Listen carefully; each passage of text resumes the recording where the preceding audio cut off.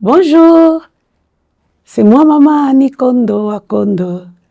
Je n'ai pas encore écrit de livre, mais accompagnée de mon fils cadet, je me livre.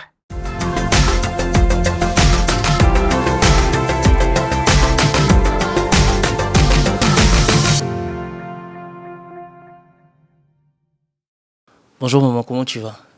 Donc ça va très bien. Dieu est en train de me faire grâce, je suis dans la joie, ça va.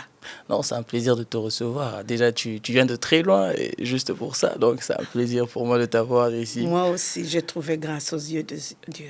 Premièrement, j'aimerais déjà, est-ce que tu me permets de te tutoyer? Fais ce que tu peux faire.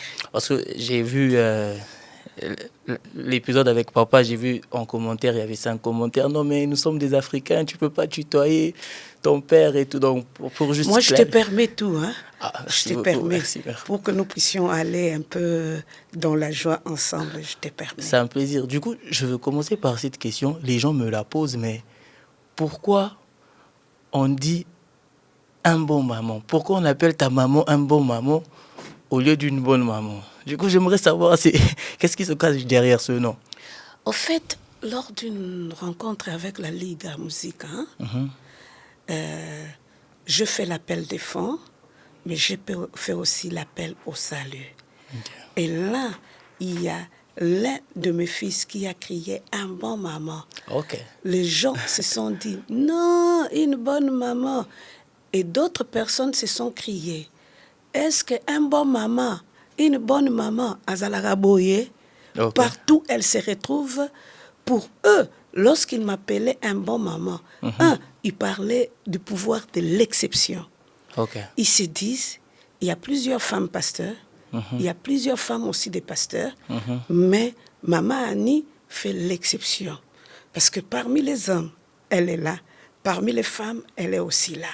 Okay. La deuxième des choses, elles se disent, une protestante qui est en train de percer même des frontières pour faire de grandes choses au milieu du peuple, c'est que quelque part, elle est exceptionnelle. Le pouvoir de l'exception. Et la troisième des choses, pourquoi on m'appelle un bon maman? Parce que tu me retrouves partout. J'accepte partout d'aller apporter la parole de Dieu et je suis là. Or, tu comprendras aussi que dans chaque règle française, il y a toujours une exception. Qui confirme la règle. Qui confirme la règle. Okay. S'il y a de un, il y a aussi de une. Alors moi, je suis une, mais je suis aussi un. Okay. Avec ma grâce et avec Dieu. Ok, je comprends mieux. Bon, tu les as répondu, c'est déjà une bonne chose. Merci. Mais aussi, nous sommes ici, on va parler un peu de toi.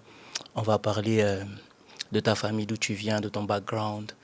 Donc, premièrement, tu peux nous parler de ta famille. Vous êtes un nombre de combien? Vraiment de ton enfance. On va commencer par cela et puis on va développer le sujet. Si je veux parler vraiment de mon enfance, nous sommes nés au nombre de 16. Okay. J'ai perdu l'une de mes sœurs, donc celle qui était ma grande sœur. On est resté à 15. Mon père est déjà parti. Ma mère est partie très tôt. Et c'est ça un peu ma vie. Mais lorsque je parle de ma vie, pour la petite histoire, je suis cette fille-là qui est née durant un moment trouble de mon père et de ma mère. C'est vrai qu'ils ont divorcé après, je pense 5 ans après moi, mais ils ont connu des problèmes très sérieux avant ma naissance. Et lorsqu'ils se sont séparés, ma mère est partie, elle a constaté qu'elle était grosse. Alors, dans sa famille, on lui a dit, non, tu ne peux pas venir avec la grossesse ici, il faut rentrer chez toi. Lorsque tu mettras au monde, on va voir cette histoire. Et je suis parmi ces filles-là. Mon père disait, il avait de la peine à accepter mon état de grossesse, cet état de grossesse-là, parce qu'il se disait, maman no azandumba, maman no boye, ozamwana nangaite. Heureusement, lorsque je suis née, moi, je suis parmi ces filles-là qui ressemblent au papa. Donc, les papas m'aiment beaucoup parce que je suis la fille des papas. Je ressemble presque à 70% à mon père. J'ai le courage de ma mère. J'ai l'intelligence de ma mère et de mon père. Mais en tout cas, du point de vue physionomie, je ressemble presque à 70% à mon père. c'est vrai que lorsqu'il disait que c'est pas ma fille, mais la réalité l'a confondu. J'étais sa fille. Et ce que j'aime dans la vie, lorsqu'on rejette quelque chose, il y a une autre personne qui s'élèvera pour te prendre à charge. Et cette personne-là, c'est ma tante, celle qui est Mandoï. Elle m'a même donné son nom dans son intégralité. Mais lorsque papa a découvert réellement que j'étais sa fille, alors il m'a redonné son nom tout en gardant le nom de la tante. Parce que je suis née Annie Nkunku Bikeka Brigitte. Ok.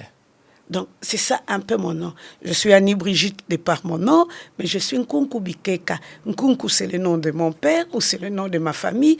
Et Bikeka, c'est le nom de la tante qui était là, en train de me prendre en charge. Cette femme-là, elle est déjà partie, mais je dis merci à Dieu pour cette femme-là. Et je prie chaque fois que le Seigneur bénisse ses enfants, bénisse aussi ses petits-enfants, parce qu'elle est partie. Mais c'est celle-là qui m'a beaucoup soutenue. Elle m'a aussi encouragée dans plusieurs choses. Voilà, Annie est 5e d'une famille de 16 enfants. Je suis la 5e. Je suis la 2e fille, parce que devant moi, il y avait 3 garçons et une sœur. Et moi, je suis venue la 2e des filles. Bon, qu'est-ce qui s'est passé? Comprenez aussi que mon père fut polygame. Ah, ok. Il avait plusieurs femmes. Nous sommes au nombre de 16, mais nous avons eu 8 mamans. Chaque fois que l'une d'entre elles venait à la maison, quel que soit ce qu'elle pouvait vous faire, lorsque vous sentez simplement qu'il y a des moments de dispute et des moments de coups, on se disait, elle va partir. Et nous, on chantait très souvent, parce que on savait simplement qu'elle était en train de partir. Et ce qui s'est passé, nous, on restait avec nos frères et sœurs. Elle puisse partir, mais elle ne part pas avec nos frères et sœurs. Parce que c'est comme ça qu'on a grandi. On a grandi avec nos frères et sœurs. On ne peut pas te dire, celle-là, ce n'est pas la fille de ma mère, mais nous tous, nous avons grandi ensemble. Je ne peux pas oublier, parce que lorsque je parle de 16, mais il y a encore un autre du côté de ma mère, parce que là, ça fait 17. Donc, la totalité de ma vie, j'ai en moi seul 16 frères et sœurs. Et lorsque nous étions en train de grandir, ce qui était bizarre, donc ça, je peux te le dire, quand papa avait des problèmes avec l'une de ses épouses et qu'il se battait ou il se disputait, lorsqu'il partait au boulot, les coups retombaient sur ma tête parce que je lui ressemblais. Oh. On te disait, on te giflait là, on se disait, et je n'ai jamais oublié, en grandissant, il y a même l'une des femmes de mon père qui me disait, Yoko bongate na vie. O kendeli bosote, o balate. Non, mais avec ce genre de paroles, comment tu as pu vaincre ce genre de paroles quand on te disait ça au kendeli bosote, tu n'iras pas de l'avant, je vais traduire pour les autres, tu n'iras pas de l'avant. Tu te disais quoi? Au fait, il y a une chose. Je sais que du point de vue beauté, je n'étais pas très belle par rapport à mes sœurs, à mes autres sœurs. Je sais que du point de vue physique, je n'avais pas l'air physique. Par exemple, celle qui vient après moi, c'était la fille d'une métisse. Tu vois, avec beaucoup de cheveux. Et moi, je n'en avais pas. Je n'étais pas très belle comme elle. Mais je me suis lancée à autre chose. Je n'avais pas la beauté, mais j'ai développé l'intelligence. Non, mais attends.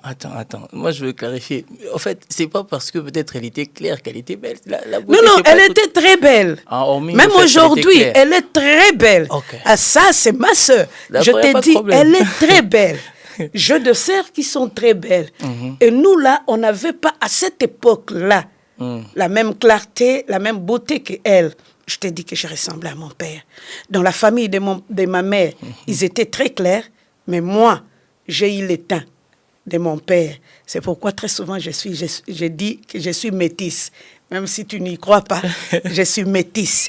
Métisse. De l'intérieur? Oui, non, donc ça ne dit pas de l'intérieur. Et c'est comme ça que tu comprends. On te donne de telles paroles qui peuvent te décourager, mais devant ce que les gens étaient en train de dire, devant la réalité de ma vie, j'ai compris qu'il y avait une autre chose que je devais suppléer, c'était être intelligente à l'école. Et c'est ce qui a fait que j'ai bossé. Quel que soit le moment où j'ai doublé dans ma classe, parce que je suis née turbulente, comprenez-moi, une fille parmi les garçons, je suis née turbulente, mais Dieu avait fait grâce que je sois intelligente. La preuve, j'ai terminé même mes études avant mes grands frères. Ok. Là, j'étais très intelligente à l'école. Mais aussi, j'étais très turbulente. Parce que je ne voulais même pas qu'on puisse m'injurier par rapport à ma beauté. Je ne voulais pas qu'on puisse m'injurier par rapport à mon teint. En tout cas, si tu m'injuries, tu me trouveras sur ton chemin. Et c'était ça, Andinkunku Bikeka. Je me battais. J'étais très colérique. Et j'étais parfois insupportable.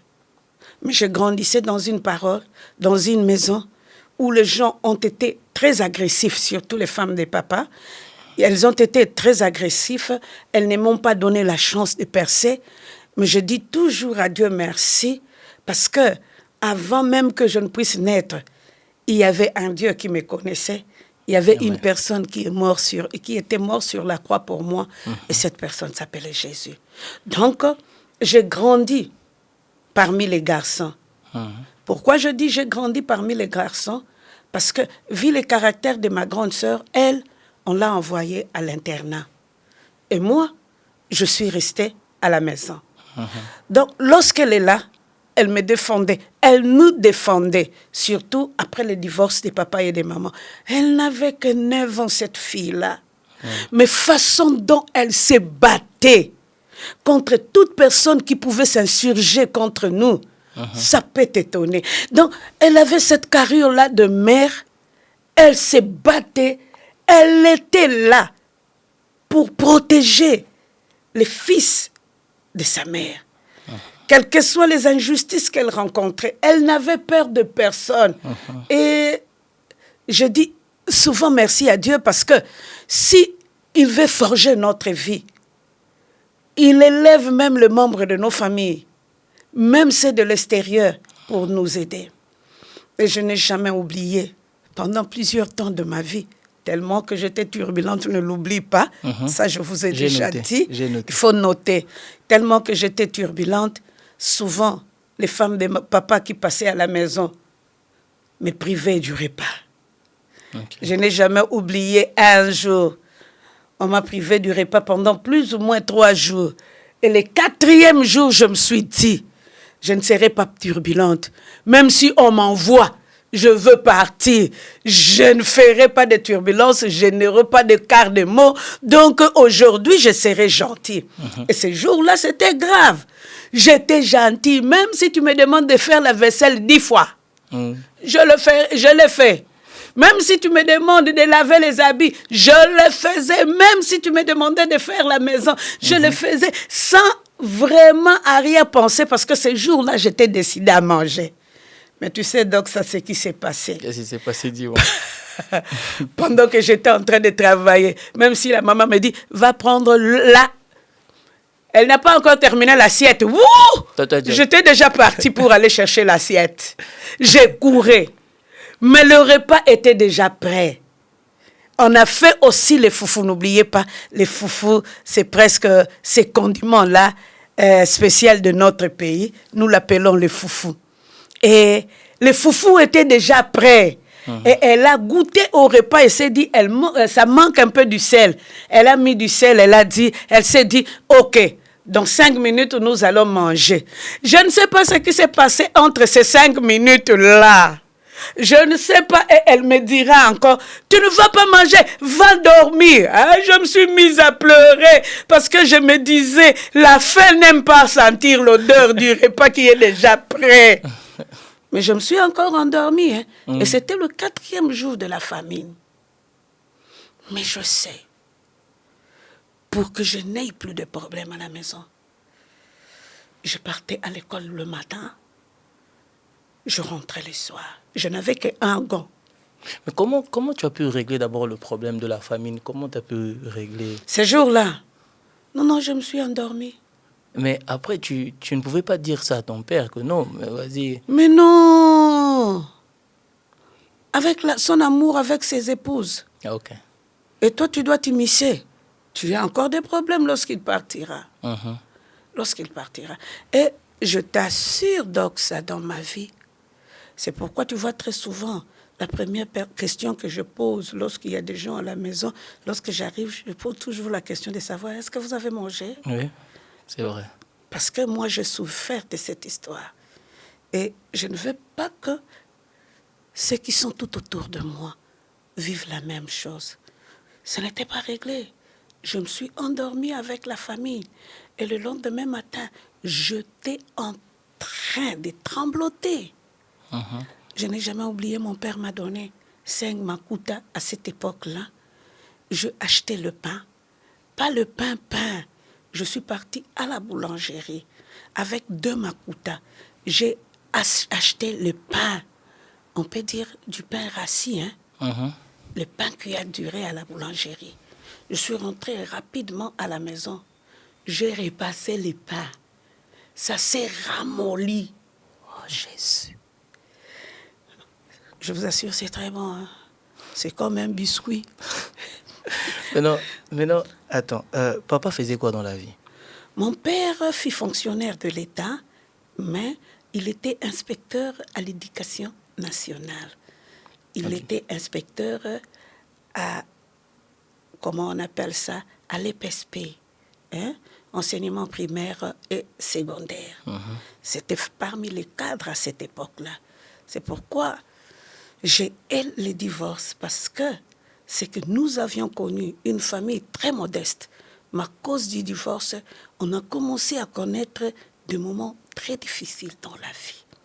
Et c'était des moments atroces, surtout pour nous en tant que filles. Les garçons pouvaient sortir, mais nous les filles, on était tout le temps là à la maison et c'était compliqué. Mais je me dis toujours, Dieu n'a jamais fait rien pour rien. Ok. Dieu n'a jamais fait rien pour rien.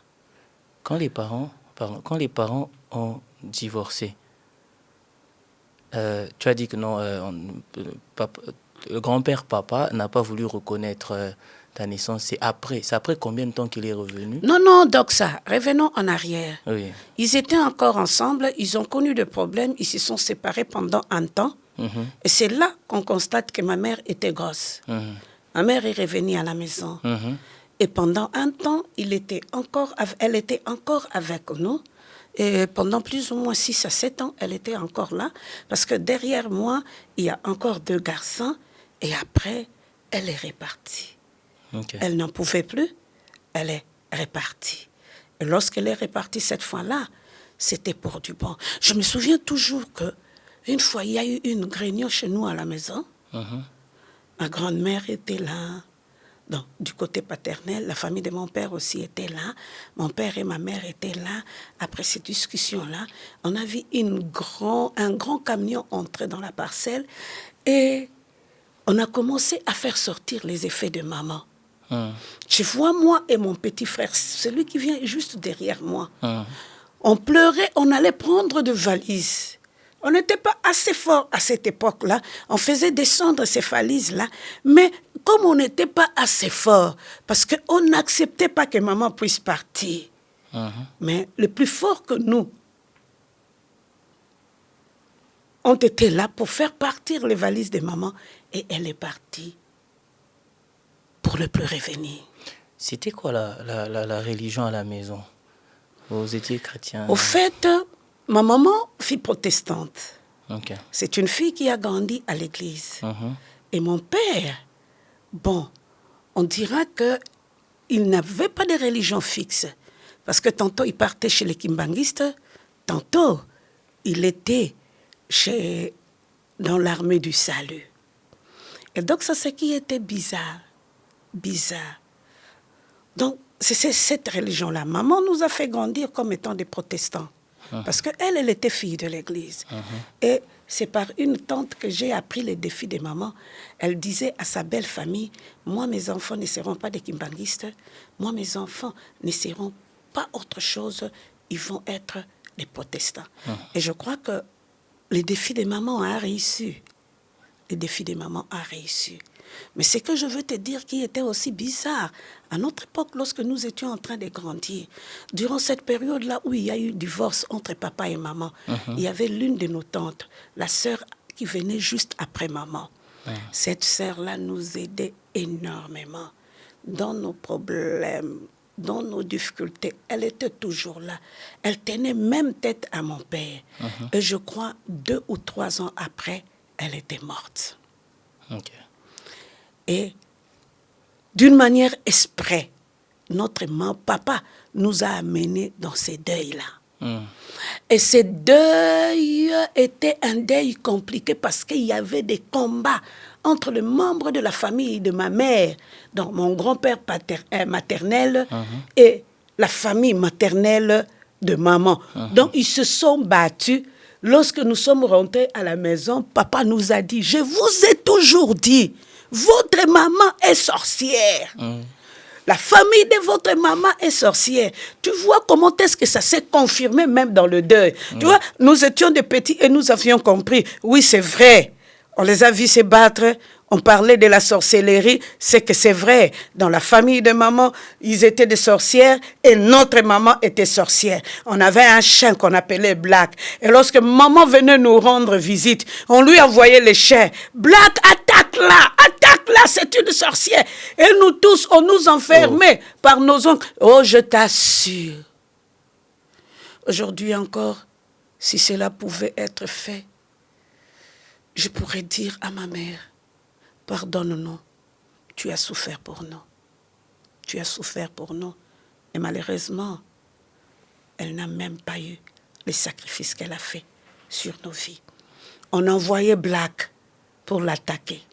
Et non simplement, on envoyait Black pour attaquer notre maman. Elle était spécialiste à faire la cuisine. Elle faisait des donuts. Et chaque fois qu'elle faisait des donuts, parce qu'elle en vendait, elle nous envoyait pour que nous n'ayons pas faim. Parce que les gens lui disaient que tes enfants étaient en train de souffrir. Tu vois, vous pouvez avoir l'argent. S'il n'y a pas une très bonne organisation dans la maison, c'est que le tout va tomber. Elle nous envoyait du poulet. On nous disait, ne mangez pas cela parce que c'est une sorcière qui a envoyé.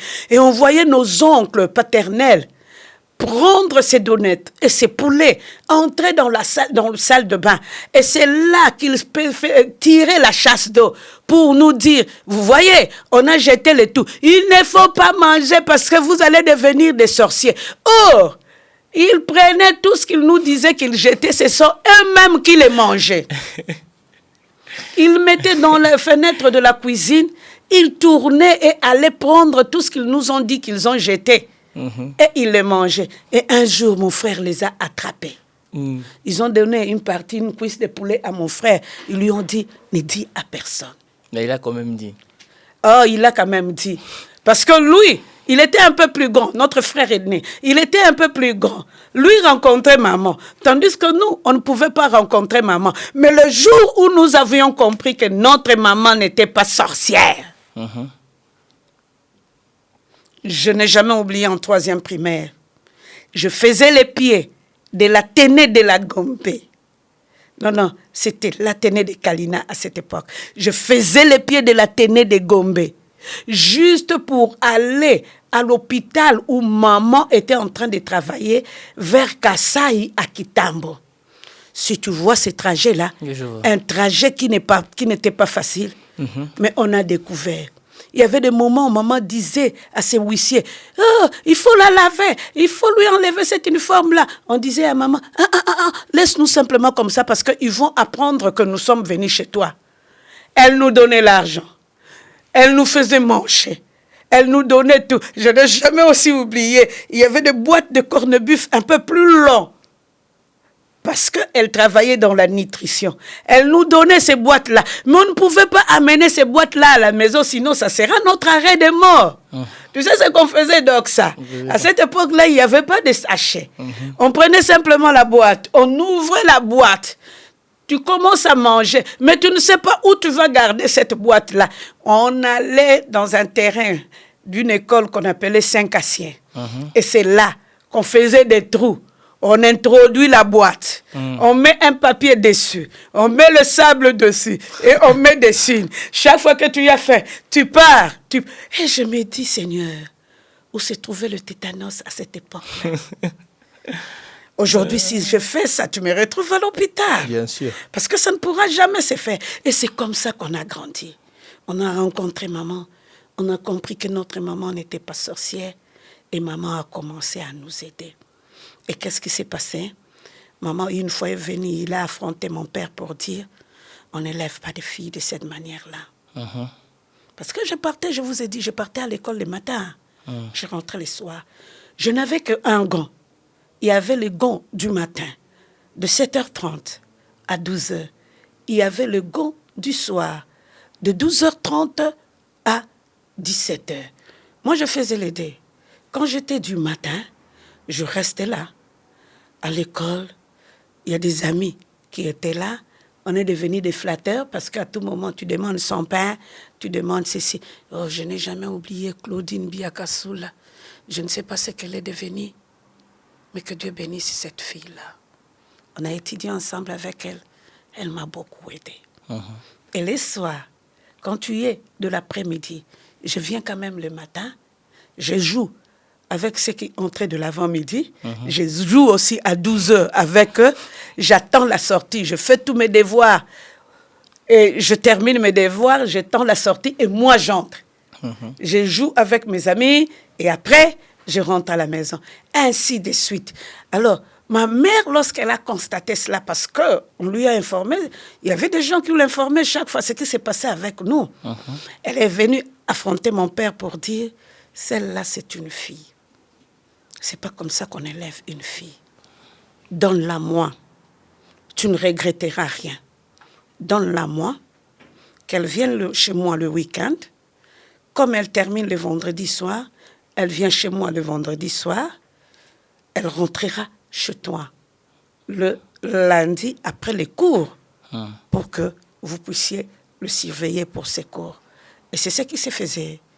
Je pars chez ma mère le vendredi. Le soir, je suis là, je pars à l'école du dimanche, je pars au culte le lundi, je rentre à la maison. Et tout ça, je n'étais pas encore chrétienne. Tout ça, je n'étais pas encore chrétienne. Avec toute l'instabilité qu'il y avait tout autour de toi, c'était quoi ton rapport à Jésus-Christ? Parce que tu as dit, parfois, quand papa était, bon, il partait chez les Kimbanguistes, il partait aussi chez... Tu as dit où encore, j'ai oublié? À l'armée du salut. À l'armée du salut. Du coup, ton rapport à toi, personnel, c'était quoi avec Christ? Non. Je n'avais pas de rapport avec Jésus. Par exemple, chez nous, à la maison, lorsqu'on avait grandi, tu ne pars pas à l'église, tu ne manges pas les dimanches. Non. Là, c'est à la maison chez qui? Chez maman. Parce que c'est elle qui faisait la cuisine les dimanches. Elle te fait un buffet spécial. Et tu ne pars pas à l'église, tu ne manges pas les dimanches. Alors je me disais, même si j'avais des activités sportives, parascolaires, non. Quand je terminais rapidement, elle ne savait pas. Mais je rentrais pour aller à l'église. Parce qu'il fallait que maman puisse me voir à l'église. Pour qu'elle puisse comprendre que j'étais venue à l'église. Elle chantait dans une chorale. Je t'ai dit que c'est une fille de l'église. Lorsqu'elle s'est séparée avec papa, ce qui était beau avec elle, elle ne voulait pas que nous puissions rester à la maison, ni aller ailleurs. Elle voulait que nous puissions partir chez les protestants. Et il a mis sur notre surveillance un moniteur de l'école de dimanche. Aujourd'hui, il est pasteur, ce moniteur-là, en France. Je n'ai jamais oublié cette personne-là. Il y a André Nkoko. Il est aujourd'hui pasteur en France. Et lui venait nous prendre chez nous à la maison. Parce que maman ne pouvait pas nous conduire à l'église. Elle n'était plus là. Il venait nous prendre à la maison pour nous amener, pour nous amener à l'école de dimanche. Je ne sais pas leurs arrangements avec maman, mais c'était vraiment de très bons arrangements. Et on partait à l'école de dimanche. Mais aussi, tu vois, il y avait parfois des moments où nous étions en vacances. Je partais chez ma tante. Et cette tante-là, comme elle priait chez les Kimbanguistes, elle m'a mené aussi chez les Kimbanguistes. Okay. Donc, tu es tiraillé entre deux faits. Et là, j'étudiais aussi. Après, j'ai commencé à étudier dans une école catholique. C'était aussi compliqué parce que on vous pose des questions dans la religion sur ce qui a été dit le dimanche à la messe. Donc, ça devenait très compliqué. Un très bon mélange de ma vie. Mais une fois, je me souviens encore, j'ai posé la question à ma tante. Tante, est-ce que ici c'est comme l'église des mamans? Pourquoi j'ai posé cette question? Là, c'était l'église kimbanguiste? Oui. Pourquoi j'ai posé cette question? Pourquoi? Au lieu que nous soyons à l'école de dimanche, on était au milieu de tous les grands. La deuxième des choses, l'école de dimanche, vous prenez presque 2 heures du temps. Et vous n'avez même pas envie de rentrer à la maison parce qu'il fallait monter dans des salles de classe. C'était en étage, bien sûr. À Ango, il fallait monter dans des salles de classe. Et les cultes chez la tante, vous prenez plus ou moins toute une journée. Alors, je trouvais cela bizarre parce que même dans l'église des mamans, elle ne dirait pas... On avait 2h30 et c'était fini. Mais là, on avait toute une journée. Ma tante m'a dit, oui, c'est comme l'église de ta maman. Nous tous, nous prions le même Dieu. Là, je ne pouvais pas comprendre même Dieu, même quoi. Ce qui m'a fait refuser de partir là-bas, c'était l'école de dimanche. Et c'est là que je vais dire aux parents qui sont en train de me suivre. Quel que soit ce que vos enfants font, tu pars à l'église, amène tes enfants. Parce que ce que tu es en train de s'aimer lorsqu'ils sont petits va croître un jour. Et lorsque ça va croître, il y aura toujours une bonne réponse. Je dis souvent à mes fidèles, nous ne s'aimons pas à vain. Cette semence la produira toujours. C'est pourquoi ne laissez jamais les enfants à la maison. Amenez-les à l'église. Même s'ils dérangent, amenez-les à l'église. Si tu te dis, ils restent à la maison parce qu'ils sont en train de déranger, ils vont rencontrer ces personnes-là qui viennent chaque fois le dimanche dans des maisons détruites pour prêcher leurs nouvelles. Ils vont devenir ces personnes-là. Je ne te donne pas le nom de ces personnes-là. Toi et moi, au Congo, nous connaissons ces personnes-là. Ils viennent. Pendant que les gens sont absents parce qu'ils savent que ces personnes qui sont restées n'ont pas d'église, nous devons les évangéliser pour qu'ils deviennent des membres de notre fratrie. Alors, il faut faire attention. Amenez vos enfants à l'église, qu'ils viennent déranger à l'église. Là, vous allez continuer avec la sémence et cette sémence-là produira. Donc ça, en bref, tu connais mon enfance. C'est comme ça que j'ai grandi. Mais ce qui est beau, malgré ma turbulence, malgré mes combats, ce que j'aime avec Dieu, il les a canalisés dans la foi lorsque j'ai accepté Jésus. Là, on en parlera après. Et je suis devenue ce que je suis devenue. Et là, je peux dire à Dieu, un moment très difficile, un moment où tu n'as personne qui puisse t'encourager, surtout en tant que fille, dans mes 12 ans. Il n'y avait personne pour me dire qui a la menstruation. Personne alors. Je ne savais pas pour une première fois que je connais cette histoire, j'étais en train de pleurer dans ma vie. Je me disais, mais qu'est-ce qui se passe dans ma vie? Je n'avais personne à qui poser des questions. Je n'avais ni une mère, ni un père à qui dire ce qui s'est passé. Et j'étais là. Oh, je t'assure, Doxa. Je me suis débrouillée. On avait des lits là d'Efnema qui avaient des watts. Et je prenais ces watts-là, je me mettais dans mon corps pour dire que ça puisse me protéger. C'est simplement lorsque papa a senti qu'il y avait une très mauvaise odeur qu'il dira à l'une de mes cousines, va voir cette fille-là. Je ne sais pas ce qui se passe dans ta vie. S'il vous plaît, chers parents, informez à vos enfants.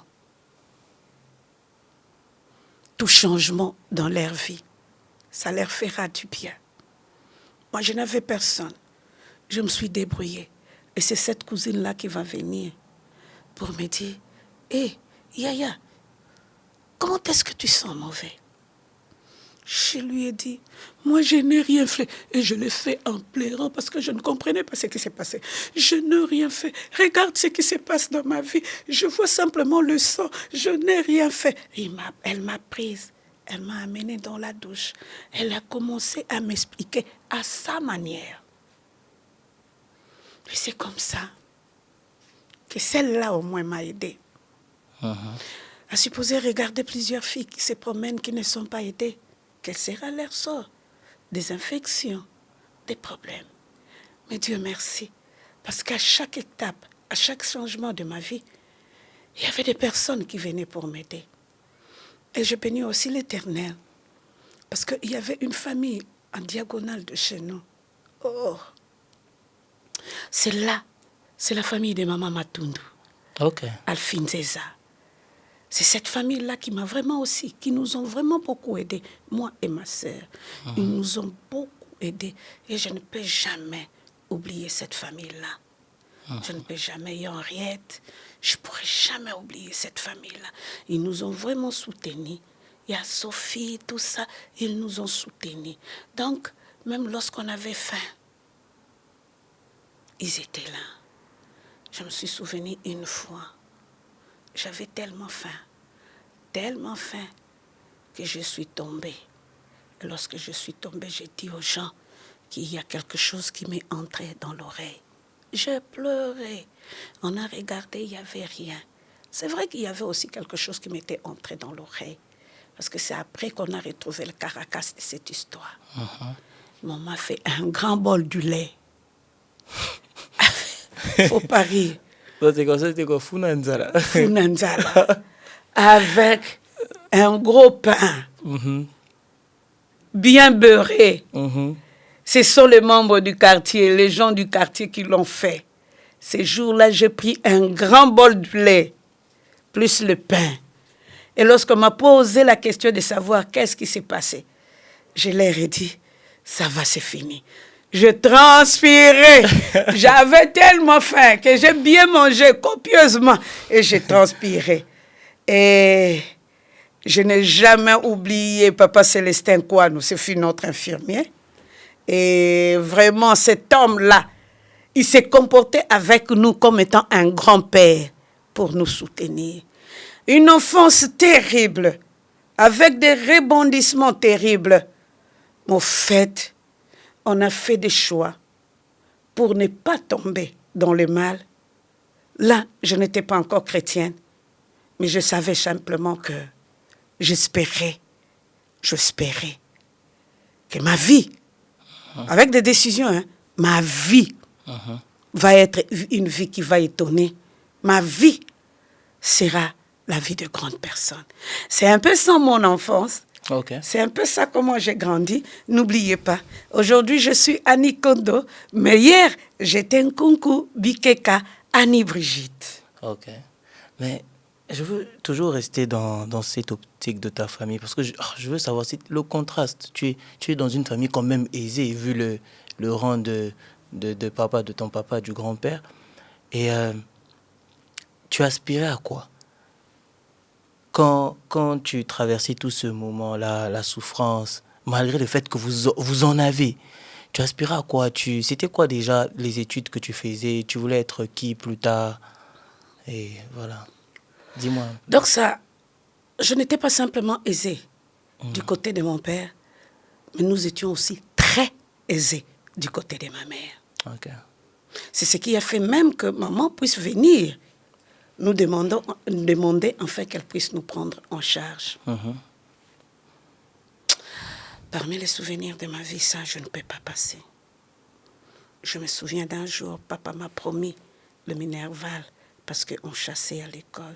Il y avait une période où les enfants des enseignants ne payaient pas. Mais les enseignants aussi étaient compliqués durant cette période. Ils prenaient les enfants d'autres personnes pour dire que c'était leurs enfants. Et eux, on les payait par ces parents-là. Mais eux venaient faire entrer les enfants gratuitement, ce qui a fait que les gouvernements avaient changé de système pour dire que nous devons payer à 50%. Et par après, il fallait qu'on puisse payer. la totalité. Je me souviens un jour, j'étais partie demander l'argent du Minerval parce que papa m'a promis qu'il payera pour moi. On n'était pas pendant la période des examens. Je n'ai jamais oublié, c'était en 3e secondaire. 3e ou 4e secondaire, un des deux. Je n'ai jamais oublié. Parmi les cours que je n'aimais pas, c'était la chimie. C'était aussi l'examen de chimie. C'était l'examen de chimie. Je suis venue, papa m'a dit, tu n'es plus ma fille. Ah, je lui ai dit, comment? Pourquoi? Simplement parce que je te demande l'argent du Minerval. Je lui ai dit, mais non, la meilleure de méthodes serait, au lieu de me dire que je ne suis plus ta fille, il faut écrire cela sur un papier, comme tes cousins sont là, parce qu'on vivait avec le cousin de papa, nos oncles. Et je pense que mes oncles qui sont là en Europe peuvent vous dire ce qui s'était passé ces jours-là. Okay. Papa m'a rossé sérieusement. Mais j'étais en train de partir faire les examens. Tu vois, c'est pourquoi je t'ai dit, vous pouvez avoir l'argent, mais quand il n'y a pas une bonne organisation, les divorces, ça vous déstabilise. Parce que lorsqu'il nous a eu à plusieurs, il ne savait pas aussi que dans le pays, il y avait des frustrations et que les choses allaient changer. Il a fait ce qu'il pouvait faire avec nous. Et c'était difficile. Parce que, par moments, lorsqu'il comprenait que ces femmes faisaient l'injustice à notre égard, il faisait partir cette femme-là. Il prenait une autre et c'était ainsi de suite. À chaque instant, c'était ainsi de suite. C'est pourquoi je te dis qu'on a grandi, mais nous sommes nés à 8 mamans. C'est quand même beaucoup. À l'exception peut-être de 2 qui ne sont pas venus dans notre maison. Okay. Hein? Mais les 6 autres sont passés par nous, par notre maison. Et on en a connu. On en a connu des moments de déboire. On en a connu des moments de déstabilisation. Mais papa avait un bon salaire. Mais simplement, à cause de ça. Et aujourd'hui, parfois, lorsque je regarde notre vie en arrière, je comprenais que si papa a eu plusieurs femmes, c'est aussi à cause de nous. À cause de nous, parce que... Pourquoi? Il y avait des moments où il ne voulait pas que ses enfants puissent souffrir. Il comprenait qu'il y avait des injustices entre les enfants de cette épouse-là et ses propres enfants. Et pour essayer de rétablir les choses. Et c'est souvent ce que les divorcés sont en train de connaître aujourd'hui. Parce que toi, tu veux être à côté de l'enfant qui n'a pas sa maman dans la maison. Et il arrive parfois des moments où tu tires trop de ton côté et tu oublies que les enfants qui sont aussi à la maison avec cette femme-là ont besoin de ta présence. Ils ont aussi besoin de ta protection. Toi, tu te dis, je ferai de mon mieux pour essayer un peu de tirer du côté des enfants qui n'ont pas leur mère ici, parce qu'eux ont leur maman, elles n'ont pas de maman, et sans le savoir, tu perds le pédale pour l'éducation de tes enfants. C'est pourquoi nous conseillerons aux couples amputés ou encore aux couples qui sont divorcés de bien essayer d'encadrer leurs enfants, que ce soit c'est de la maman qui est à la maison, que ce soit c'est de la maman qui est partie. Si vous prenez de bonnes stratégies, ça vous aidera. Au lieu que vous puissiez être à la défense de ceux dont la maman n'est pas là, et vous laissez de l'autre côté, l'autre là avec ses enfants, ils feront un bloc et demain, tu souffriras. Ok, je comprends. Tu souffriras. Et c'est comme ça que, à cause de ces divorces-là, il a été un peu très difficile que nous puissions jouir des biens de notre papa. Mais ce que je te disais, ce qui était beau avec nous, les Nkunku, chaque fois qu'il y avait une maman qui partait, on n'aimait pas qu'elle puisse partir avec nos frères ou notre soeur. On les retenait à la maison. Donc pour nos sœurs et frères, on les a élevés, nous. Nous, les yaya, nous les avons élevés. Nous les avons gardés. Et c'est comme ça que nous avons grandi, tous ensemble. Donc, lorsque nous souffrons à cause de cette maman-là qui est partie, qui a laissé son enfant, ne t'en fais pas. Elle aussi, elle va souffrir pour une autre maman qui va venir. La chaîne était continue. Mais nous, en tant que de grandes sœurs et de grands frères, on était là pour protéger nos petits. Je n'ai jamais oublié, l'un de mes petits frères est resté. Ces garçons-là n'avaient qu'1 année et demie. Et il est resté à la maison. sa maman était partie. Mais moi, j'étais un enfant. J'étais aussi en train d'élever un enfant. Il était très souvent malade, mais il était tout le temps avec moi. Un moindre problème, il criait « Anita, Anita !» Et j'étais là pour le nourrir, pour faire tout. Je faisais tout. C'est vrai qu'on avait de bonnes, c'était pas vraiment de bonnes, c'était des hommes, de garçons qui nous aidaient à la maison. Mais il lavait les habits, mais j'étais avec ces bébés jusqu'à aujourd'hui. Je le vois toujours à mes crochets. Il est là. Maman Annie, maman Annie. Parce que mes frères ne m'appellent pas vraiment Annie. Ils m'appellent tout simplement maman Annie, mère Anita. C'est comme ça qu'on m'appelle chez mes frères. Et j'étais là jusqu'à aujourd'hui. Je me souviens même qu'une fois, il a connu des problèmes avec sa maman. Il dira à sa maman. Oh. Je le dis à Lingala et nous allons traduire. Et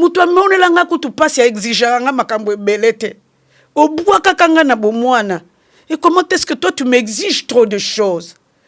Parce que il dit souvent aux gens, ma grande sœur m'a élevé. Bien que nous étions tous dans la maison de papa, mais celui-là c'était mon bébé. C'était mon bébé. Il faut traduire, hein, parce que j'ai essayé de C'était mon bébé. Il disait à sa maman, comment toi tu m'as laissé entre les mains de ma sœur? Elle a souffert pour moi. Elle ne m'exige rien.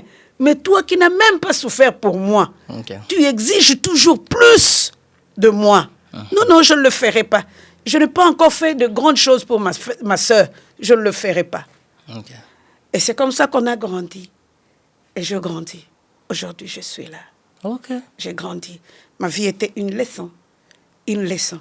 Et aujourd'hui, je continue à mettre les leçons négatives de ma vie en application pour que ça devienne des leçons positives. Amen. Et aujourd'hui, je ne regretterai pas d'être la fille à mon père. Je ne regretterai jamais d'être la fille à ma mère. Maintenant, là, on va parler un peu de ton rapport maintenant avec Jésus-Christ, avec Dieu. Quand est-ce que tu as accepté Jésus dans ta vie? Vraiment, c'est vrai que tu as dit que tu partais à l'église parce que, voilà, maman faisait un festin et tout ça. Mais à quel moment tu t'es décidé de suivre Jésus? Alors, donc, si tu comprends, maman vient demander la permission. Elle m'amène chez elle. Je commençais à grandir une fois chez mon père, une fois chez ma mère. Mais je partais à l'église, à l'école des dimanches. Et là, je pense, à 15 ans et demi, à 15 ans, j'étais déjà monitrice de l'école des dimanches. Je n'avais pas encore le Christ. Simplement, c'est qu'on nous a donné durant toute l'enfance comme étant des enseignements de l'école des dimanches. J'étais très brillante. C'est celle-là que j'ai donnée aussi aux élèves de l'école des dimanches. J'avais eu mon baptême et j'ai chanté dans une chorale. Le tout, du point de vue église, j'étais dans les normes. Du point de vue église. Mais ta relation personnelle avec... J'étais dans les normes.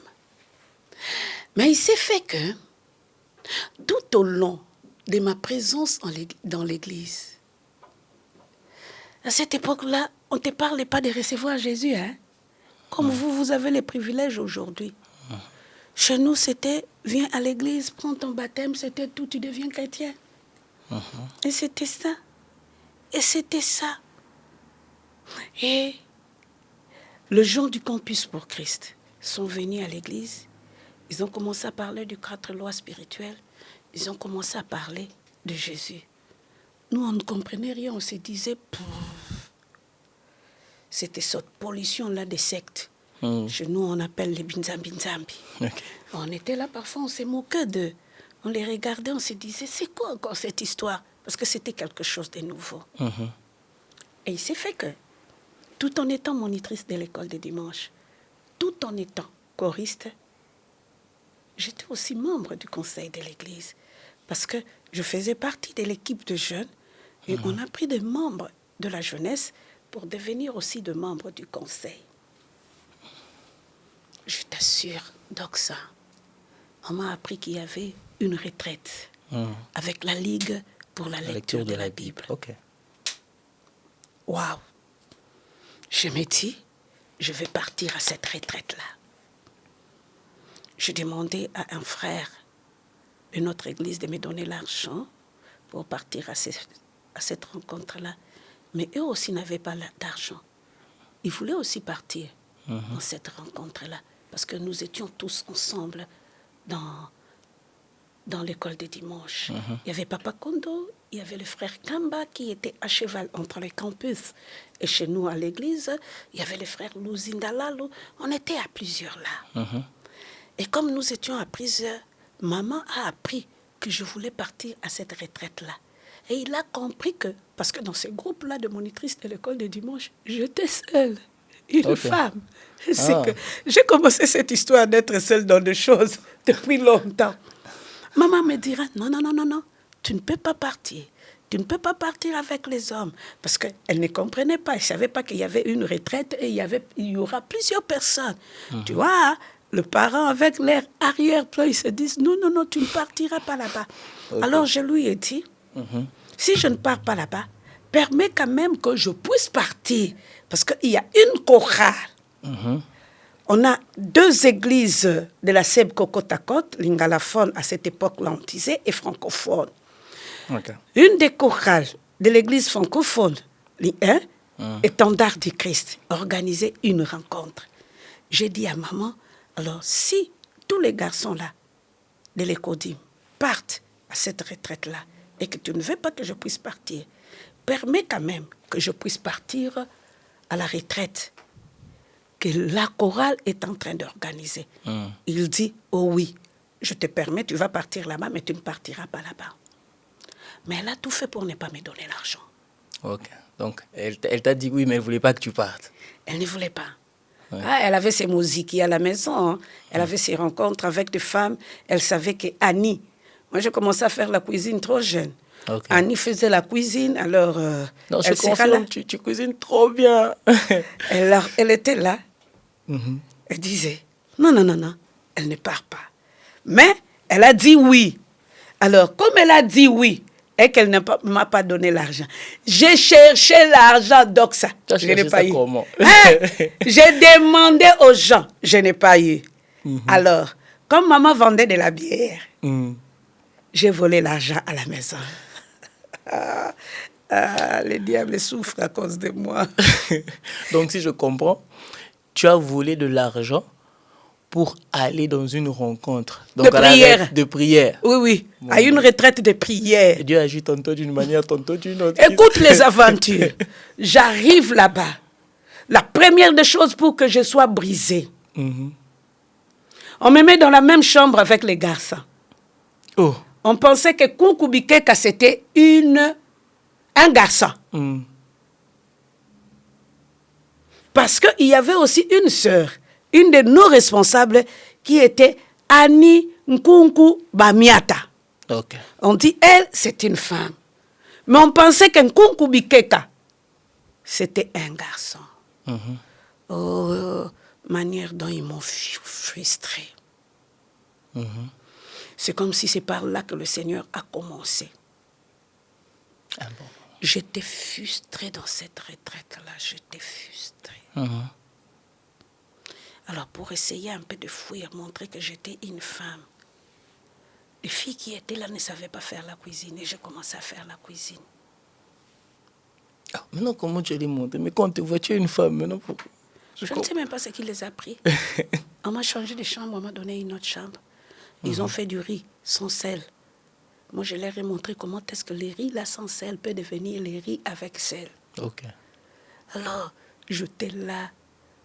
Mais le Seigneur a commencé à travailler dans ma vie. Et je me souviens encore qu'une fois que j'étais dans cette cuisine-là, je me suis brûlée. C'est comme si le Seigneur voulait me dire, ta place n'est pas ici. Tu es venu pour la retraite. Je t'assure. L'avant-dernier jour, j'étais un jeudi. Cet homme de Dieu-là, c'était un stagiaire. il a prêché dans cette retraite-là. Il y a parfois des moments où je dis aux gens que je me suis convertie grâce au message de cet homme-là. Les gens ne croient pas. Ils disaient, quelle personne? Celui-là. Il t'a prêché Jésus. Ah! Parce que comme ça, là, par après son stage, lorsqu'il est devenu un grand dans la communauté, ce n'était plus le même prédicateur que moi je connais. Okay. Ce jour-là, il a parlé de Jésus.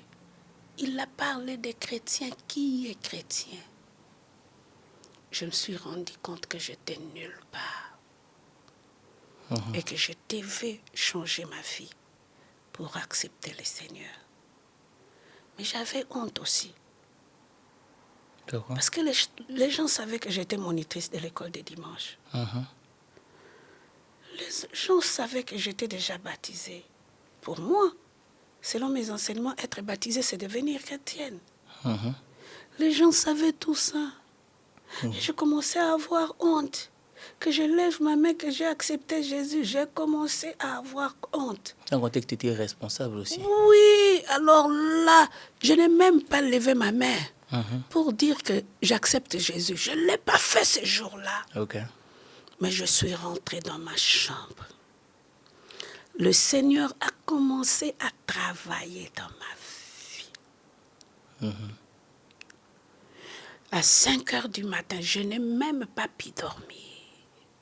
Jusqu'à 5 heures du matin, j'avais les yeux ouverts.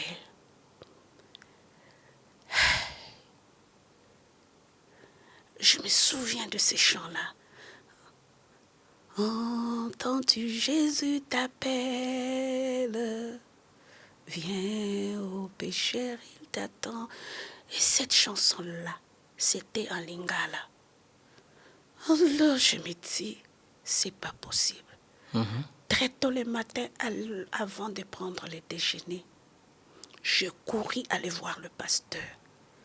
Je lui ai dit, je demande pardon à Dieu parce que je suis parmi les gens qui devaient lever la main pour recevoir Jésus. Je lui ai dit que je n'ai pas dormi et que le Christ ne me laisse pas tranquille. Mais je viens auprès de toi pour dire que je reçois Jésus aujourd'hui. Je prends la décision aujourd'hui. Cet homme a prié pour moi. Il m'a aidé aussi à faire la prière pour accepter Jésus. Et c'était là le départ de ma vie. Le vendredi, la retraite avait pris fin et le samedi, on devait rentrer à la maison. Sachant que tu avais volé l'argent. Oh, Dox, Comment... tu remis encore cette histoire. Non, mais tu as reçu Jésus. Cette fois-là, tu as Je reçu... rentre à la maison. Voilà. Ma mère n'était pas là. Ok. Lorsqu'elle est venue, elle était dans la chambre, elle est entrée dans la chambre. Je suis partie la voir. Je lui ai dit, maman, à la retraite où je suis partie, j'ai reçu Jésus comme Seigneur et Sauveur dans ma vie. C'est pourquoi je viens te demander pardon pour tout ce que je fais dans cette maison, façon dont je t'ai fait souffrir. Mais je viens aussi te demander pardon parce que l'argent que vous étiez en train de chercher, c'est moi qui l'avais volé. Et j'ai payé la retraite avec ça. Hein? Ma mère s'est levée. Elle m'a rossé sérieusement ce jour-là. Ce n'était pas ton pardon qui allait terminer l'histoire. Donc, on m'a rossé, je vous assure. Ce jour-là, j'ai reçu de coups. Donc, elle m'a tellement tapé. Mais j'ai déjà dit la vérité. Et j'ai demandé pardon. Et c'est là le départ de tout. Et c'était le départ de tout, même si j'étais rossée. Je savais que j'étais fautive. J'ai demandé pardon et c'était le départ de ma foi. Donc ça, durant toute ma vie, je n'ai pas connu de combat jusqu'au jour où j'ai accepté Jésus et j'ai commencé à marcher dans ma foi. Ok, explique-moi. Le premier combat, c'était l'église. L'église où je fus membre. Parce que lorsque j'ai reçu Jésus, je savais simplement une chose. Je commençais à grandir dans la foi au sein de la Ligue pour la lecture de la Bible. Et eux nous ont mis en contact avec la parole de Dieu. Ils nous ont aidés à lire la Bible chaque jour de notre vie, à retenir des versets bibliques et à les mettre en pratique et à prier chaque matin. C'est ce que j'ai commencé à faire dans ma vie. Je compris simplement ces jours-là, comme Jean 1, 12 le dit, à tous ceux qui l'ont reçu, à ceux qui croient en son nom, il leur a donné le pouvoir de devenir enfants de Dieu. Moi, je savais que j'avais le pouvoir de devenir enfant de Dieu. J'étais un enfant de Dieu. J'étais tellement dans la joie de partager ma foi. J'étais tellement dans la joie de partager la parole que j'étais en train de lire. Bien que parfois je comprenais, je voyais comme si on nous demandait trop. Mais la réalité était que j'ai continué à lire ma Bible. Tantôt tu lis, tantôt tu oublies, tantôt tu lis, ainsi de suite, on avançait. Mais donc ça, c'est là que les problèmes ont commencé à l'église avec moi. Parce qu'à cette époque-là, je venais de recevoir Jésus. Donc, j'avais des choix à faire. Je ne pouvais pas fréquenter n'importe qui. Je ne pouvais pas faire n'importe quoi. Même s'il y avait des choses que je faisais avant, je n'allais plus le faire parce que je fais un choix de devenir un enfant de Dieu. Et là, dans la chorale, tu trouves la différence. Que celle-là est différente. Elle est devenue différente. Yo boya baninga, yo boye. Donc, tu es devenue différente. Que tu le dises ou non, que tu dises aux gens que tu es devenue chrétienne ou non. Tu réfléchis par rapport à la parole de Dieu. S'il y a un problème, la Bible dit, ah, les amis ne supportaient plus cela. Et on a commencé à me dire que je partais à la Ligue. La Ligue, c'était un secte. Alors, le président, les responsables de l'école de dimanche commençaient à m'interdire d'aller à la Ligue. C'est devenu un combat. Tu te sens aussi seul parce que même lorsque vous chantez à la chorale, il y a l'espace. Toi, on te laisse dans ton coin. Et d'autres membres de la chorale sont dans leur coin. Quand on te voit venir, ils ne parlaient plus. Donc, on te fait tomber dans la solitude. Heureusement, ceux qui étaient partis aussi à Kimwenza se sont convertis. Donc, il y a eu un flot de personnes converties qui revenaient du camp de la Ligue. Plus moi, on a créé une force. Et c'est comme ça, même si tu trompes dans la solitude parce que tout le monde te refuse. Tu deviens comme un déchet, on te regarde, on se dit, celle-là entre des gens dans des sectes et on ne peut plus l'approcher. Et pourtant, c'était la Ligue pour la lecture de la Bible, ce n'était même pas une église. J'ai expliqué. On ne voulait même pas, parce que j'étais dirigeante aussi des chorales. On ne voulait même pas que tu puisses faire chanter la chorale. Donc, on te met comme si tu étais en quarantaine. Oh, ce qui est beau avec Dieu, s'il agrée la vie d'une personne, il crée toujours des circonstances. Et pendant cette période-là, pendant plus ou moins 2 à 3 mois, les dirigeants venaient toujours en retard. J'étais l'unique dirigeante qui était là avant. Donc quand on appelle la chorale de l'école de dimanche, tout le monde te regarde. Même s'ils ne te parlent pas, on te regarde et tu diriges la chorale. Lorsque les dirigeants venaient, Annie a déjà dirigé. C'était tout un problème. Et une fois, on m'a même dit qu'on doit me chasser de la chorale. Je dis, moi, je n'ai rien fait. Je serai là. Je resterai là. Parce que je n'ai pas fait quelque chose de mal. Moi, je pars lire la Bible. Et sans sagesse aussi. Tu comprends, une personne qui s'est convertie nouvellement. Il y a un des dirigeants qui m'a dit, je ne veux plus te voir dans cette chorale. Je lui ai dit, la chorale ne t'appartient pas. La chorale appartient à l'église et la chorale appartient à Dieu. Je lui ai dit, on faisait des cotisations ici pour acheter des uniformes de la chorale. Tu as tout mangé.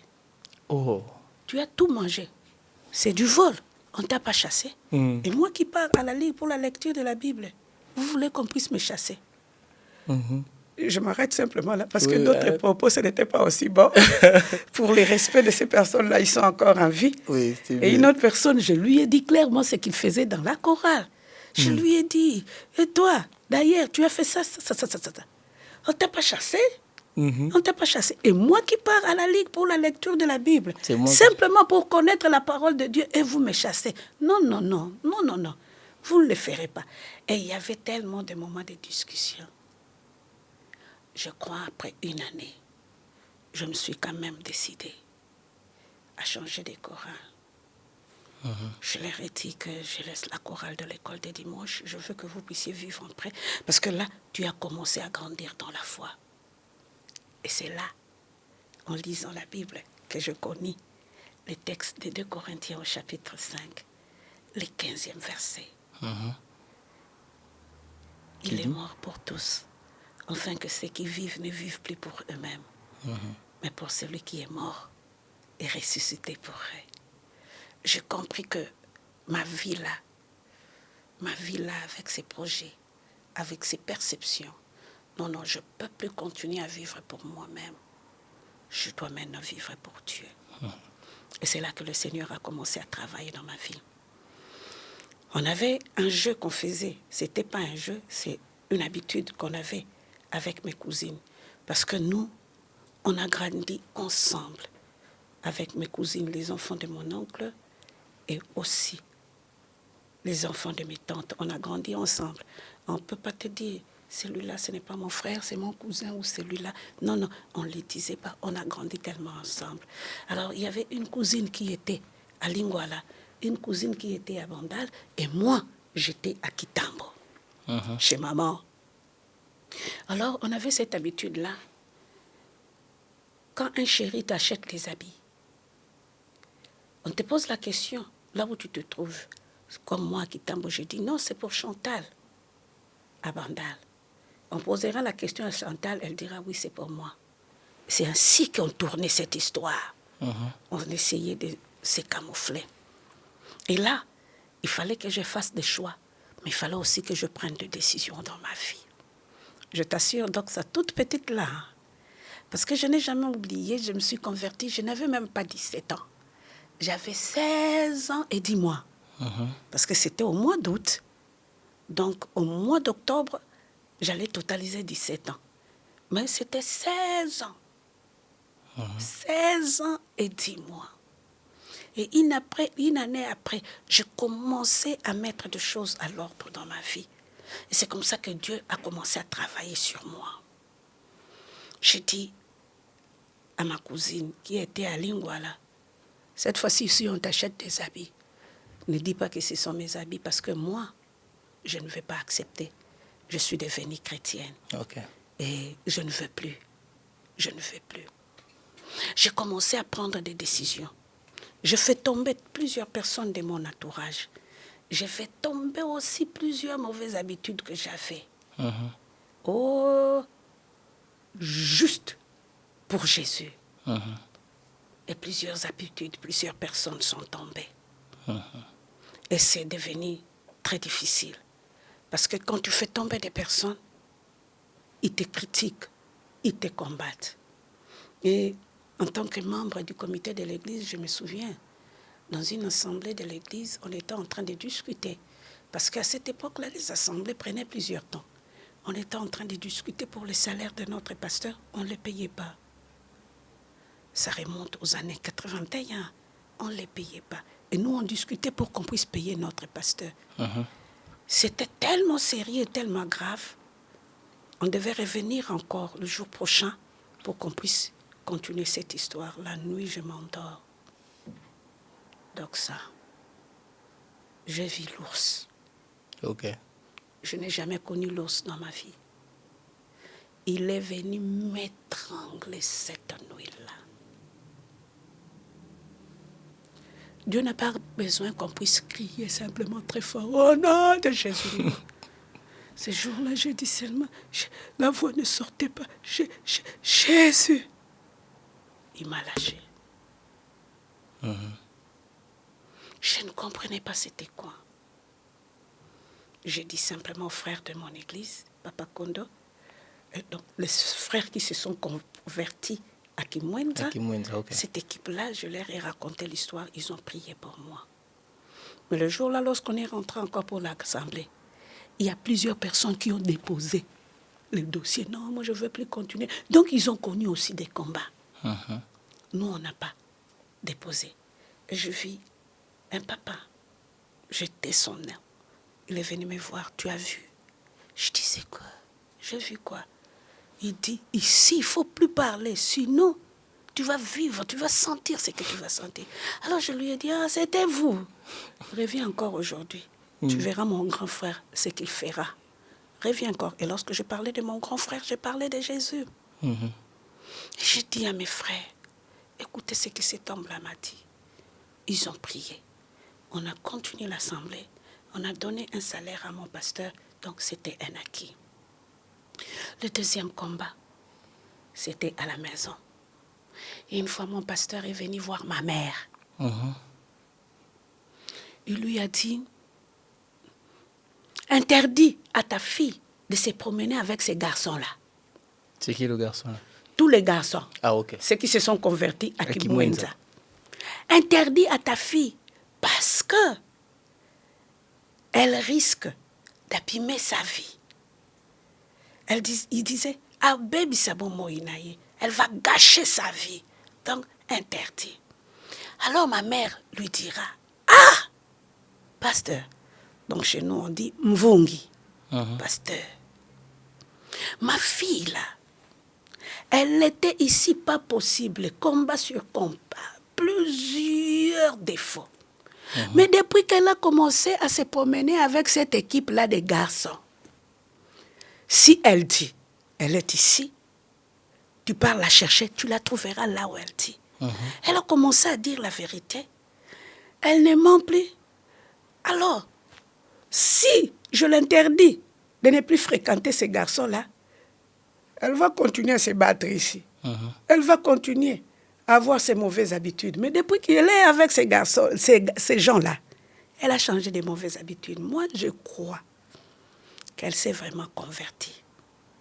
Okay. C'est comme ça que ma mère m'a défendue.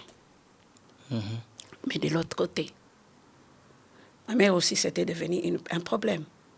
Parce qu'après moi, il y a ma cousine qui s'est convertie. Et maman disait, Makambo yo ani alukela batuoyo.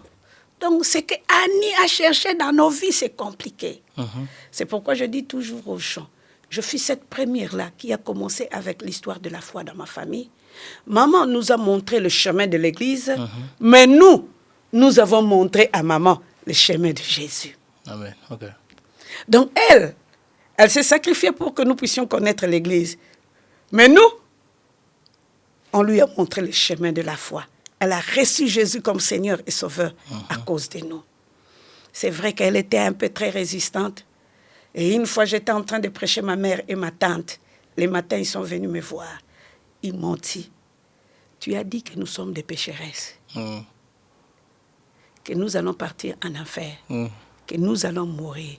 C'est pas grave. Mais tous les habits que tu portes là, c'est avec l'argent du péché que nous t'avons acheté tes habits. Nous sommes venus récupérer nos habits. Donc, ce moment dans nos cavités, nous sommes venus récupérer nos habits, que Jésus t'achète d'autres habits. J'étais là. Je suis restée simplement avec les habits que j'avais ce matin-là. Elles ont tout pris. Donc, j'étais là. Je ne savais même pas comment je pouvais vivre ma vie, surtout en tant que femme. Tu restes avec un sous-vêtement, tout un. Alors, j'étais là. Je ne comprenais pas. Moi, je pensais que mon évangélisation avait réussi. Or, j'ai créé des conflits dans la vie. Et c'est comme ça que c'était devenu terrible, donc ça. Terrible. Je suis partie voir un frère de l'église et je lui ai dit, de mon groupe de prière. Parce que ça aussi, je veux dire, on nous a chassés de l'église. Okay. Parce que c'était un groupe de la Ligue. La Ligue, normalement, reste dans les églises pour former les membres de l'église à lire la parole de Dieu, à faire devenir cette parole-là leur propre vie, à marcher selon la parole de Dieu, à obéir à Dieu, et on nous chasse. Okay. Et là, je te raconte l'histoire après.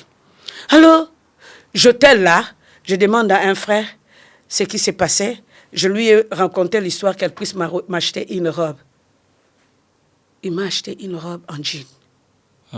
Tu sais que les jeans ne sèchent pas rapidement. C'est aussi compliqué. Au lieu que ça soit même noir ou bleu, c'était rose.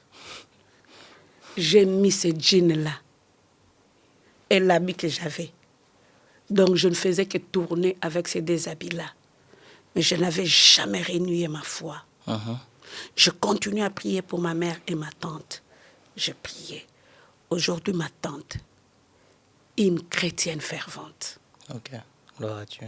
Elle est même dans le ministère. Elle te dit, oh, la délivrance. Donc, elle a changé. Et c'est comme ça que lorsqu'on nous a chassés de l'église, on est parti se réfugier. C'est un papa qui était militaire, un lieutenant. Et pendant que nous étions dans sa parcelle, avec notre groupe de prière, parce que ça a commencé à grandir vraiment, les gens ont commencé à avoir soif de la parole de Dieu. Les gens se sont convertis et on a eu plusieurs personnes. Aujourd'hui même, dans notre groupe-là, on a eu plusieurs personnes qui sont devenues des pasteurs. Un peu dans notre Kinshasa ou partout encore, en Angola, en France.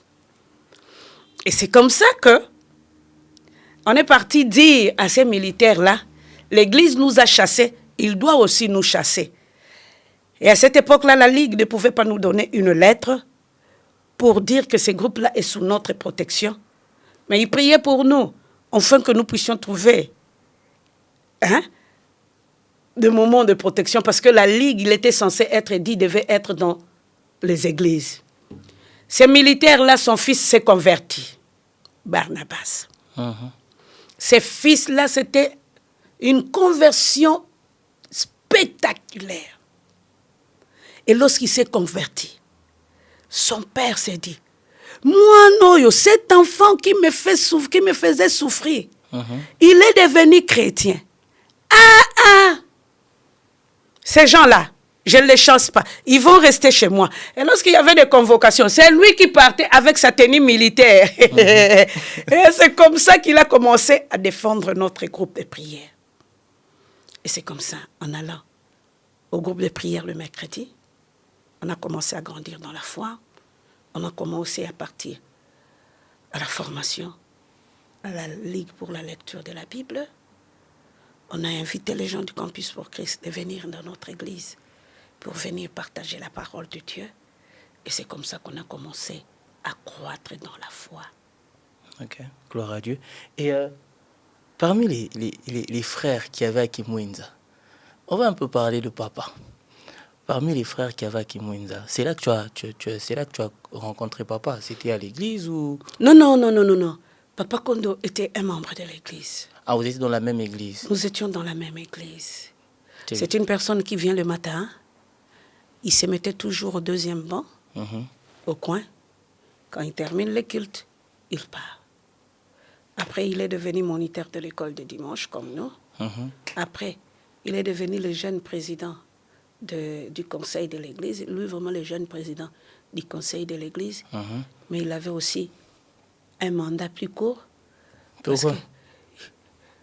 Quand tu n'es pas dans le système de gens, toi, avec ta foi, tu n'es pas dans le système de gens.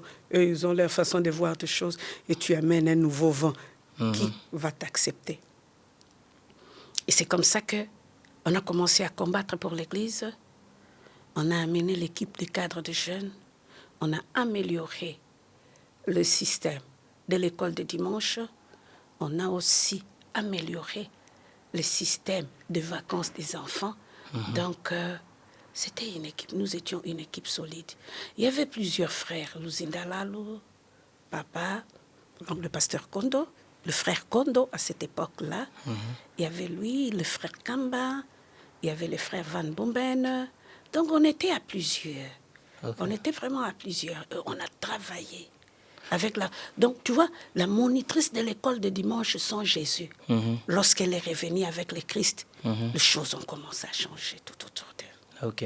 Et non, moi je vais rester sur papa. Là, on a parlé de ta conversion, on a parlé de ton enfance. On va parler aussi du mariage. Je veux revenir un peu sur papa. Papa, je regarde la caméra, tu sais, je t'aime beaucoup. Mais, maman,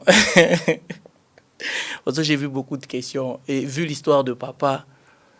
Maman, qu'est-ce que tu as vu en papa? Je suis désolé, hein, je l'aime beaucoup. Mais les anciennes photos là, moi parent, moi-même toi, il vient, il me drague. Ah, moi j'ai dit non. Hein. Mais qu'est-ce que toi tu as vu en lui? Je t'ai dit, bon, déjà comment il t'a approché? Elle est venue avec Jésus, m'a dit, Dieu m'a dit, ou dis-moi un peu comment il a fait? Pour que nous puissions chuter là, Ok. écoute bien, Doxa. On était tous ensemble en tant que des moniteurs de l'école de dimanche, en tant que des responsables du groupe de prière. Donc, on était vraiment des camarades, nous tous. Ok. C'était une famille forte, une famille solide. Je me convertis jusqu'en 1982. Moi, l'histoire des mariages, je n'avais pas ça en tête. J'avais mes projets. Mon projet, c'était de partir en Europe, parce qu'à cette époque-là, quand tu pars en Europe, tu feras l'argent pour ta famille. Ok. Mes projets, c'était de partir en Europe. Et non simplement de partir en Europe, parce que mon frère était déjà parti en Europe. Donc, la suivante qui allait partir, c'était moi. Pour moi, j'étais prête à partir en Europe, parce que ma grande sœur s'était déjà mariée, donc d'office. Mon grand frère qui venait avant moi, mes deux grands frères, je dis l'un de mes grands frères, il n'avait pas encore terminé ses études, et moi, j'étais presque à la fin de mes études, donc j'avais un projet. Je connaissais ces projets. Maman faisait des démarches et je savais que même si je priais là dans les groupes, je partirais en Europe. Je suis chrétienne, je partirai en Europe. Et tous ces gens-là sont devenus vraiment des membres de ma famille. Tu sais, à cette époque-là, la Ligue pour la lecture de la Bible. Même le ligueur qui se trouve en Chili est ton frère. À Bumbu, il est ton frère. Aujourd'hui, mes frères Laliguerre sont devenus de grandes personnalités dans notre pays, de grands pasteurs dans notre pays. J'ai dit au Seigneur merci, parce que c'était des gens de mon époque. Et on était là, sans autre ambition. Les frères de mon équipe, je les voyais comme des camarades. En tout cas, dans ma tête, ça n'était pas l'histoire des mariages. Mais je voyais aussi en tant que femme, plusieurs d'entre eux me côtoyaient. À l'exception des membres de mon équipe. Il y avait aussi des gens qui m'ont demandé en mariage que je refusais. Je dis, moi, je suis devenue chrétienne, je ne me marierai pas à un païen. Hein? C'était tout. Et en 1982, la Ligue pour la lecture de la Bible avait pour thème de l'année « Sauvons la famille ». Ok. Et lorsque la Ligue a lancé ce thème-là de l'année,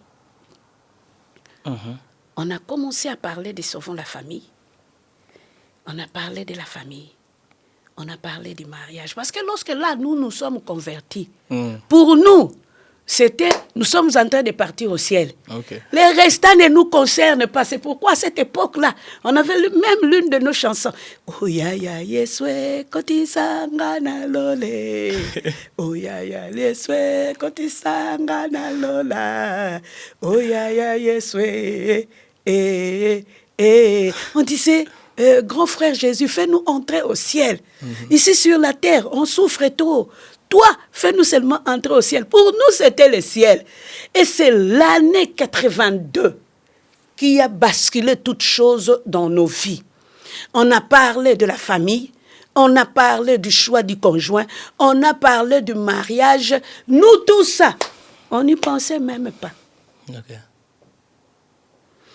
Je me dis, à la fin des années 82. Mais maintenant, là, monsieur commençait à bien voir. Il y avait des frères de mon groupe de prière qui avaient vraiment, qui étaient au bon soin de moi. Mais lorsque je les regardais, dans mes ambitions, ils n'étaient pas dans mes ambitions. Okay. C'est pourquoi, Doxa, 1, lorsque nous prions, soyons sincères avec Dieu. 2, quand Dieu est en train de te briser, il te brise pour des projets qui seront durables. Et c'est comme ça que Doxa, Papa Kondo était parmi les proches. Il y avait aussi un autre frère qui était parmi les proches, je ne cite pas le nom. Il y avait aussi un autre. Et je commençais même à amener plusieurs personnes dans la foi. Ils ont commencé à prier. Ils viennent, ils te draguent. Tu présentes Jésus, ils deviennent membres de l'église. Et c'était parti, moi.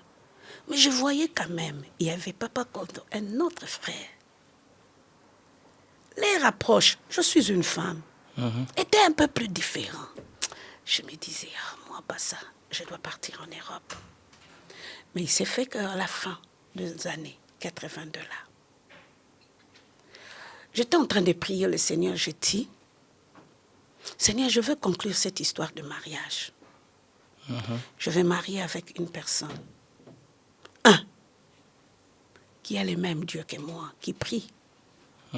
Il n'est pas simplement un membre de mon église, mais qui a le même Dieu que moi. 2, je vais me marier avec une personne qui t'aime, qui te sert, qui te prend au sérieux. Et tous les membres de mon groupe prenaient Dieu au sérieux, qui te prend au sérieux. Mais Seigneur, il y a ces 2 personnes-là. Je pointe l'autre frère et Papa Kondo. Ces gens-là, la façon dont ils s'approchent de moi, je sais, c'est pour le mariage. Mais je ne peux pas me marier avec 2 personnes. C'est lui que tu ne veux pas pour mon avenir. Ne permets même pas qu'il puisse me dire cette histoire-là, qu'il m'aime. Ne permets pas, Seigneur. Je te laisse les soins.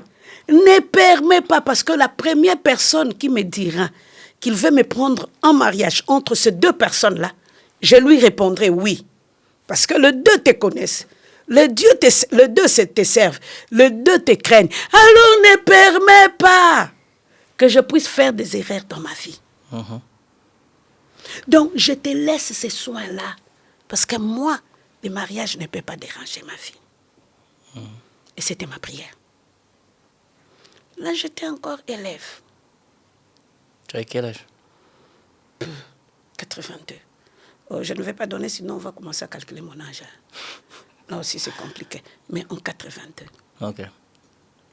Et lorsqu'en 82, je dis cette histoire, pour moi, c'était fini. L'histoire des mariages. Ne me bloquez même pas. Je sais simplement que j'ai fait une prière et ce qui reste, ce n'était pas mon problème. J'ai vu plusieurs personnes de la Ligue se marier. Ce n'était pas un problème. Et c'est comme ça que je commençais à voir encore l'approche de ces 2 personnes-là, Papa Kondo et l'autre là. Ils s'approchaient encore plus de moi. Parce que j'étais presque l'unique sœur. On avait une autre, ma solo. On était à 2. Mais la plus jeune, c'était moi. Alors j'ai comme l'impression que ma mère comprenait que Papa Kondo s'approchait de moi. Et il commençait à les conseiller. Tu vois cette sœur-là, vous êtes de la même ethnie.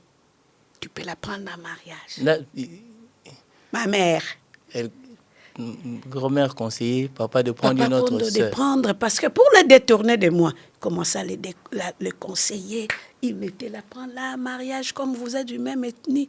Moi, je ne savais même pas les histoires-là. Je n'y entrais pas. Moi, j'avais mes projets. Même s'il me dit oui, je pars en Europe et je reviens. C'est en ces moments-là que j'ai raté les examens d'État. Donc ça, là, c'est encore un autre aspect de ma vie. Une fille intelligente, dont le papa travaille à l'EPSP. Il a aidé des gens de ma promotion. Ils ont réussi, mais sa fille a échoué. J'ai raté mon bac. C'est avec le recul que j'ai compris que mon histoire, ce n'était pas l'histoire de mon père. C'était l'histoire de Dieu. C'était l'histoire de Dieu. Et c'est Dieu qui a fait que je ne puisse pas réussir. C'est Dieu qui a fait que je puisse échouer. Parce que même mon père était étonné. Il était étonné de me voir échouer. Dans ma famille, ça a bardé. Là, j'étais déjà devenue fiancée avec Papa Kondo. Non, mais moi, je veux rester plus sûr. Papa Kondo, on a eu à parler, restons sur lui. Quand est-ce qu'il est venu te dire quel est le projet qu'il t'a dit? Et le voir aussi physiquement et tout ça. qu'est-ce que tu t'es dit? Parce que tu ne vas pas me dire que non, tu sautes. Non, ne saute pas cette étape. Parce que les commentaires, c'était on veut la version de maman. Lui, il est venu, il a donné sa version. Il a dit et tout ça. Pendant que nous étions dans les groupes de prière avec Papa Kondo, nous avons vu ses frères et sœurs mourir. On les soutenait, on l'accompagnait. C'est notre frère qui a perdu un membre de sa famille. Moi, j'en ai vu 4. 4 comme ça mourir. Après les mariages, il y en a eu 3 qui sont encore partis. Mais pendant cette période-là, notre frère, il était gentil. Il était toujours là. Il nous enseignait parce que c'était lui notre berger. Il m'a beaucoup aidé dans ma foi. Il ne m'a pas aidé parce qu'il voulait de moi son épouse, mais il m'a aidé parce qu'il nous a tous aidés, parce qu'il voulait le meilleur. Je vous assure, celui-là, il nous a formés comme étant bergers. Les bases doctrinales de la foi, plusieurs choses. On était là, on était vraiment, je te dis, des camarades. Nous tous, on était des camarades. Je pouvais te dire, dans mon groupe, celui-là est comme ça, celui-là est ça, celui-là est ça. Et Papa Kondo, je pouvais aussi te dire, il est ça et ça. Alors, il s'est fait que, une fois, il revenait de l'Afrique du Sud. Il est venu avec 2 agendas. Moi, j'aime le bleu. Il est venu avec ces 2 agendas. Lorsqu'il m'a présenté les 2 agendas, je lui ai dit, le bleu là que tu as apporté n'est pas beau.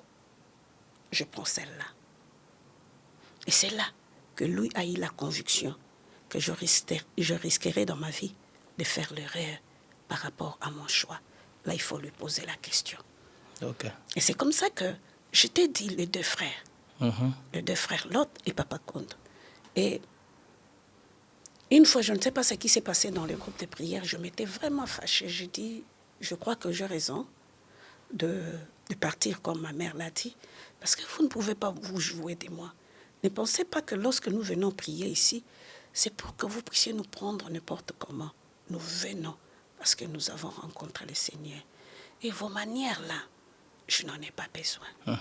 L'autre frère là m'a dit, ok, est-ce que tu peux monter les dimanches au campus? Je vais te parler. Je lui ai dit d'accord, parce que lui était au campus, je viendrai au campus. S'il te plaît, je demande l'argent du transport à un autre frère pour de aller mon voir groupe pour aller là-bas au campus, parce que je n'avais pas d'argent. Alors, lui m'a dit, je te donnerai, je te donnerai, je te donnerai.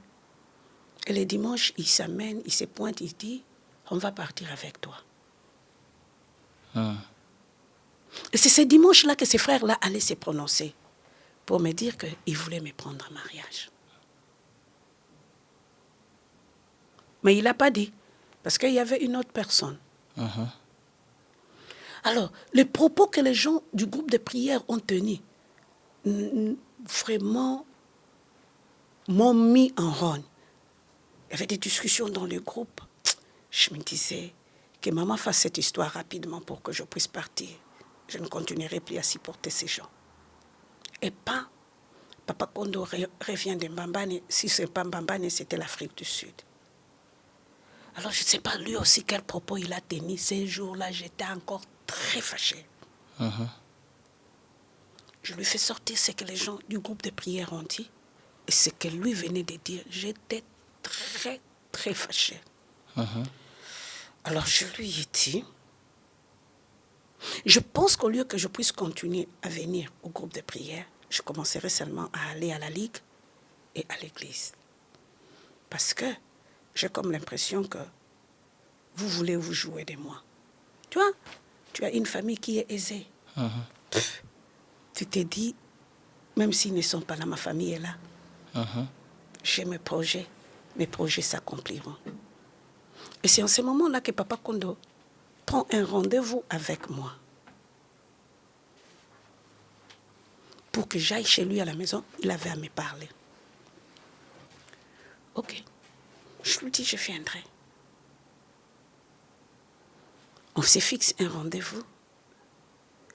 Mais le même jour, pendant que j'étais en train de prier, vraiment là, d'une voix audible, le Saint-Esprit m'a montré qu'il me demandera ma main. Mais ce jour-là aussi, j'ai rappelé au Seigneur la prière que j'avais faite en 1982. Je lui ai dit, je t'avais dit ça et ça. Si tu trouves que ce n'est pas lui, ne permets pas qu'il puisse parler. Il n'avait rien de spécial. Mais à cette époque-là, il travaillait bénévolement à l'aumônerie de Mama Yemo, mais il a commencé aussi à travailler dans le GBH, le groupe biblique des hôpitaux. Et c'est comme ça qu'il devait faire une formation d'évangélisation auprès du Campus pour Christ. Il travaille. Il n'avait rien de spécial. Rien. Je te dis, je connais la chemise qu'il avait. Je connais même son pantalon. Une fois, on s'est moqué de ces pantalons-là. On lui a même dit, ah frère Atayo Moko, bamba taba pantalon. On lui a dit. J'arrive chez lui à la maison. Je vois cette maison-là, je la regarde. J'étais en train de rire, mais je vois aussi le lit où il dormait. Je regarde, c'était un lit d'une personne avec des cartons dessus. Je lui dis, eh, oh là là, Randawa. Bon, je traduis. Tu dors là-dedans. Il me regarde. Et je crois que ce jour-là, il s'est dit, aïe, celle-là, elle ne va pas accepter. Mais j'avais une prière que je devais respecter. J'avais une prière. C'est pourquoi, lorsque nous prions, il faut savoir prier dans la vérité. Il faut savoir respecter cette parole. Il a dit qu'il m'aimait, il voulait m'épouser. Je lui ai dit oui. Il me disait, il faisait tout pour que j'aille réfléchir. Je lui ai dit non, moi je ne réfléchis pas. Le Seigneur sait ce que je suis en train de faire. J'ai dit oui. Donc ça, il n'avait pas d'argent. Il n'avait rien. Mais moi, je vis les promesses de Dieu. Je vis la grâce de Dieu. J'ai vu ce que le Seigneur allait faire dans cette vie. J'ai dit oui. Mais comment tu as reçu la phrase, je ne sais plus si c'était de ta maman ou de ta tante, au bandit, place Batoubasou Kelaka. Genre, tu vois. Attends, je viens dans cette histoire. Ok. On est devenus des fiancés. On a gardé notre histoire. Il y avait simplement un frère de mon groupe de prière qui le savait, seulement un. Il y avait aussi un frère de notre groupe de prière qui le savait, et le pasteur Jean Bosco Kindomba, donc le frère Bosco. C'était deux là-bas, et dans notre groupe de prière, il y avait une personne. On priait ensemble avec ces personnes, parce que moi, je connaissais ma famille. Pour moi, je voulais simplement que l'histoire reste dans les fiançailles, parce que je connaissais ma famille. Mais quand même, il fallait que j'annonce à ma mère que je suis fiancée. Parce que Papa Kondo devait aller étudier en Suisse. Moi, je n'étais pas dans cette histoire-là d'aller étudier en Suisse. Moi, c'était la France, avec mes parents. Et c'est comme ça qu'on a commencé à prier. Mais Papa Kondo s'est dit, avant que je ne puisse partir, il faut que je puisse me marier, il faut que je régularise toutes choses. Parce que après, je veux revenir et je ne parlerai plus de cette page-là de mariage. On va continuer parce qu'on sera déjà mariés. Donc il fallait que j'en parle à ma mère. J'en ai parlé à maman. Elle m'a regardé sans rien dire. Elle m'a dit, ben non fiancé na yo angoya. Donc il dit, appelle ton fiancé, je vais le voir. Okay. J'amène Papa Kondo. Il dira à Papa Kondo, ah, toi tu viens ici pour la prière, c'est maintenant l'histoire des mariages. Va, je vais te répondre après. Et Papa Kondo, je l'ai accompagné. Moi, je pensais que c'était fini cette histoire. Lorsque je suis rentrée à la maison, ma mère était en colère. Elle me dira, cette histoire, comment elle a commencé cette histoire? Il montre la chaise où Papa Kondo était assis. Il dira, il va s'écrier, dans notre famille, il n'y a jamais eu de gens pareils. Toi, une jolie fille, une fille très intelligente.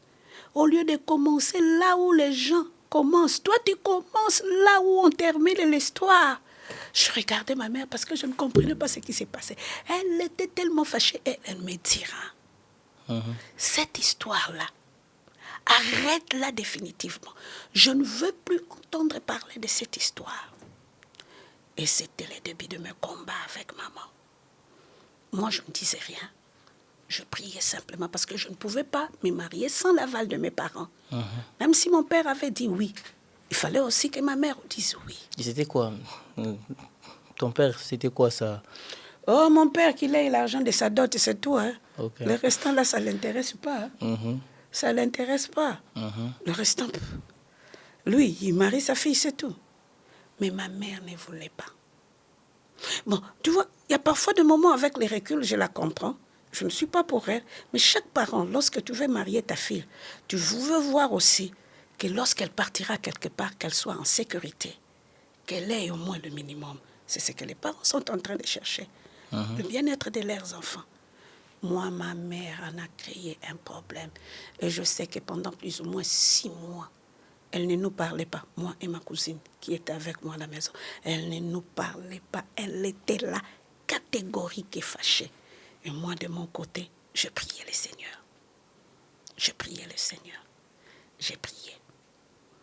Mais une fois, le Seigneur m'a dit, c'est le temps de parler à ta mère. Elle était tellement très fatiguée, elle dormait dans sa chambre. J'entre dans sa chambre, je la vois très fatiguée. Je lui dis, maman, moi, je voulais te parler. Et elle me dira, prie.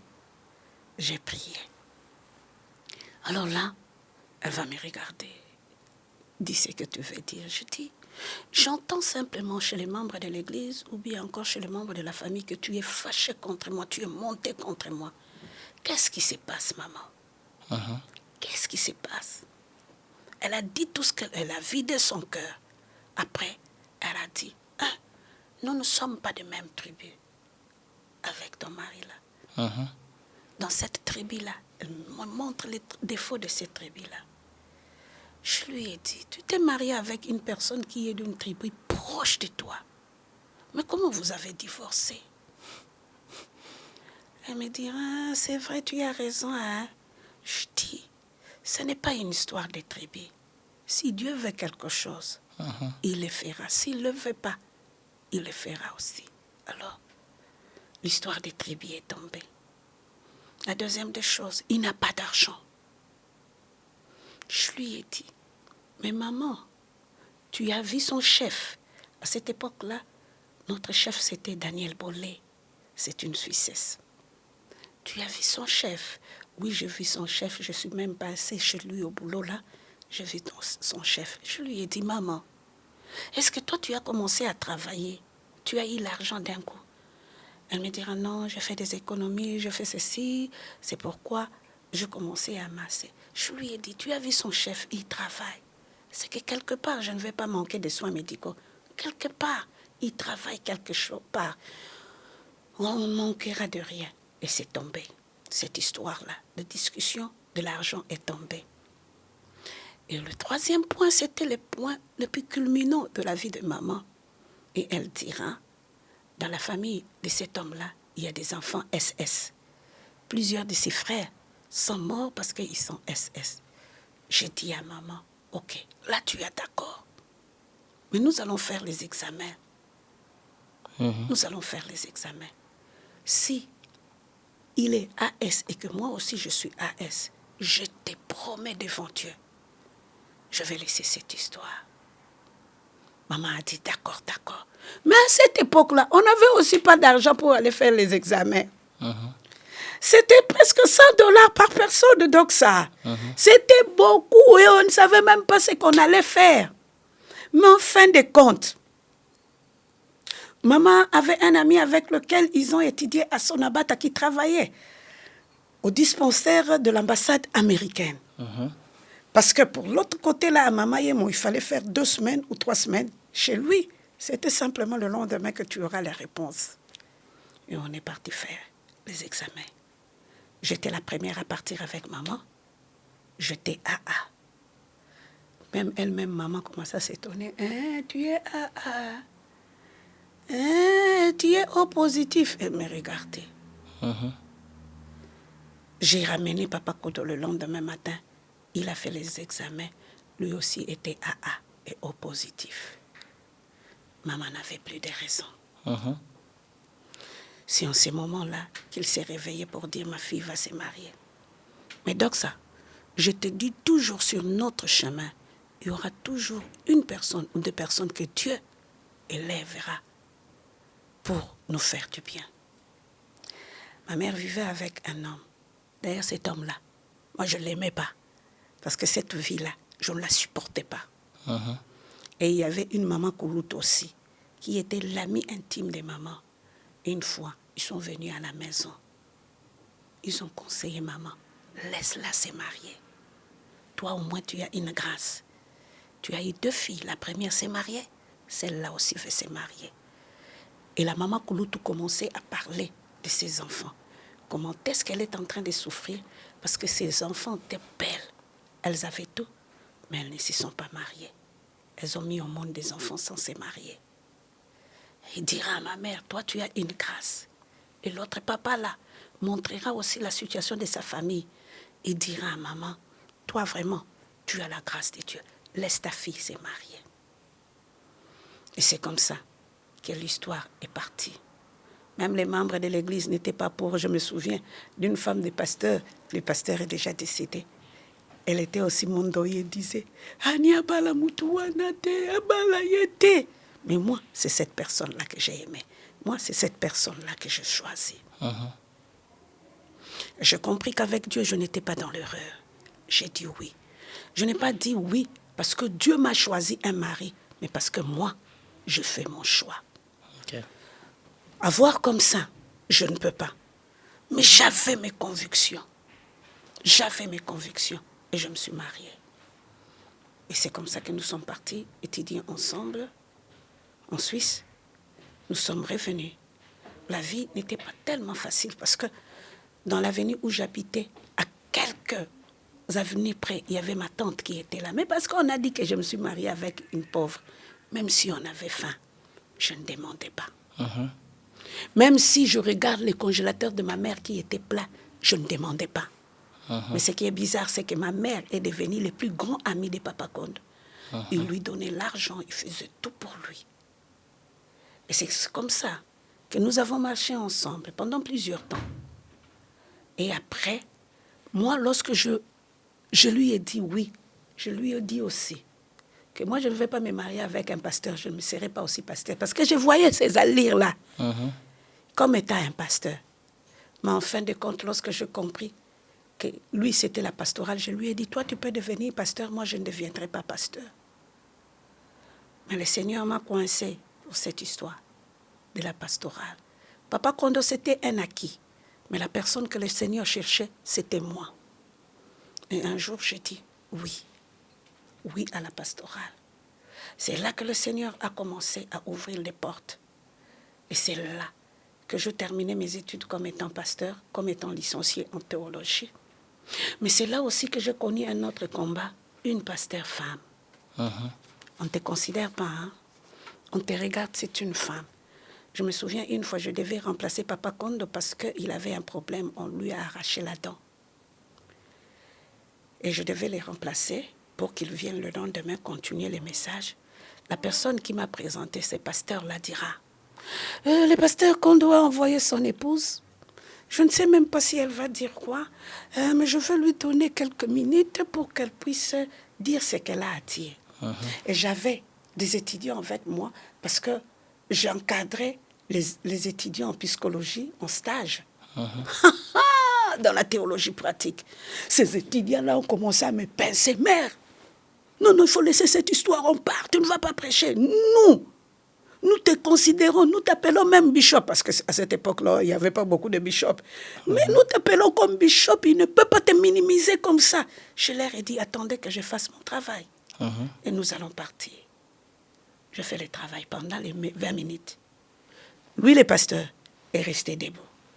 L'assemblée est restée debout. Et lorsque j'étais en train de chuter dans 18 minutes, Je fais entrer les gens en prière. Les pasteurs disaient, non, il faut continuer. Je lui ai dit, papa, je dois respecter vos paroles. Quand les gens ont fermé les yeux, je lui ai remis les micros. Avec mes étudiants, on est parti. Les étudiants étaient fâchés. Pourquoi tu as fait ça? Je lui ai dit, je leur ai dit, je pouvais me fâcher. Mais il y a plusieurs femmes qui viendront après moi. Si aujourd'hui, j'agis mal, je fermerai la porte pour plusieurs femmes qui deviendront pasteurs. Et c'est comme ça. Donc ça, j'ai souffert comme étant pasteur. Je me souviens, j'étais pasteur dans l'une de nos églises. Il y a un papa lors d'une réunion qui me dira, Yozola Kisanini, qu'est-ce que tu crois? Moi aussi, j'ai une femme. Je lui ai dit, non, papa. Ici, on est en réunion. Ce n'est ni une histoire de mon mari ou de ta femme. Si je parle de ta femme ici, je suis faible. Ici, c'est que nous cherchons les arguments pour que l'Église aille de l'avant. Ta situation, on va la voir après. Mais les arguments. Après, dans l'unanimité, les conseils l'a suspendu. Je n'ai jamais aussi oublié. Plusieurs fois, les gens te regardent.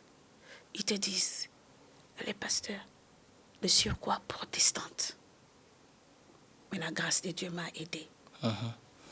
La grâce de Dieu m'a aidé à transcender les limites pour vivre la joie avec lui. Je te dis, je suis fière d'être pasteur. Et je suis fière d'être un bon maman. Parce qu'un bon maman, c'est maman Annie Kondo à Kondo. Et je suis fière.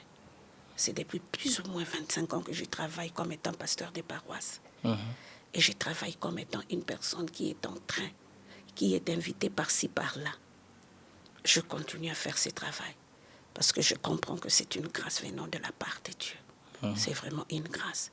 Et je suis fière de ce que le Seigneur a fait dans ma vie. Tu vois, parfois, pour qu'il puisse agir, il faut aussi travailler sur soi-même. Tu travailles sur la colère. Tu travailles sur tes paroles. Tu travailles sur ta vie. Mais tu continues avec Dieu. Et aujourd'hui encore, je ne lâcherai pas ces dieux-là. Je ne lâcherai pas ces dieux. Une fois, j'étais en train de rire. L'un de mes fils dira,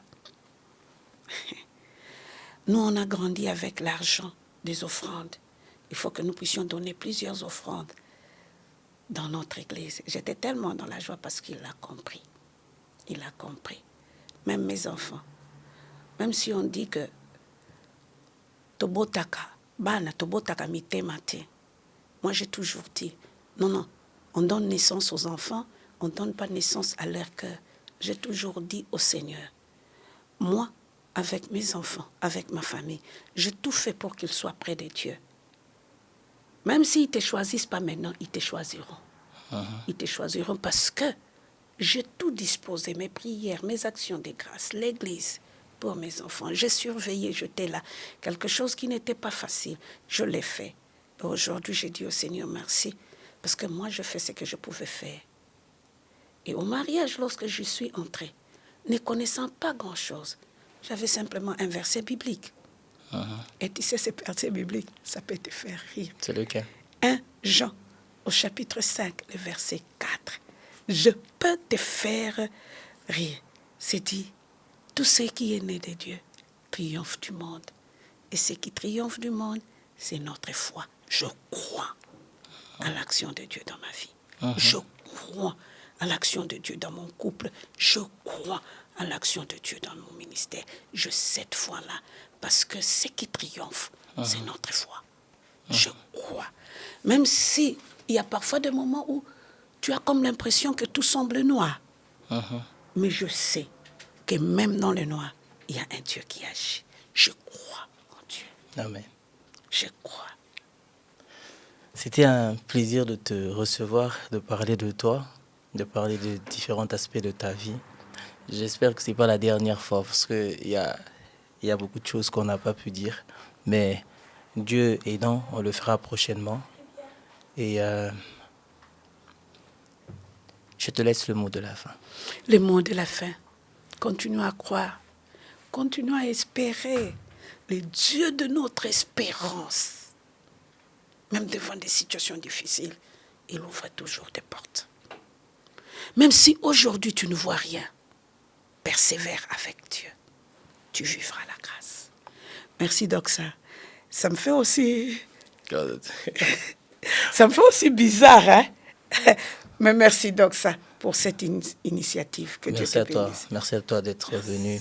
Merci à Dieu qui a permis cela et merci à l'équipe derrière. Merci. Merci beaucoup. C'était un plaisir. C'était Kondo Podcast. Surtout, n'oubliez pas, abonnez-vous. De bonnes choses à vous. Merci. Merci d'avoir suivi la première partie avec Maman Annie Kondo. Nous tenons à vous préciser qu'il y aura une deuxième partie. Et surtout, n'oubliez pas, abonnez-vous, activez la cloche de notification pour ne rien rater. Que Dieu vous bénisse. Kondo Podcast. Merci.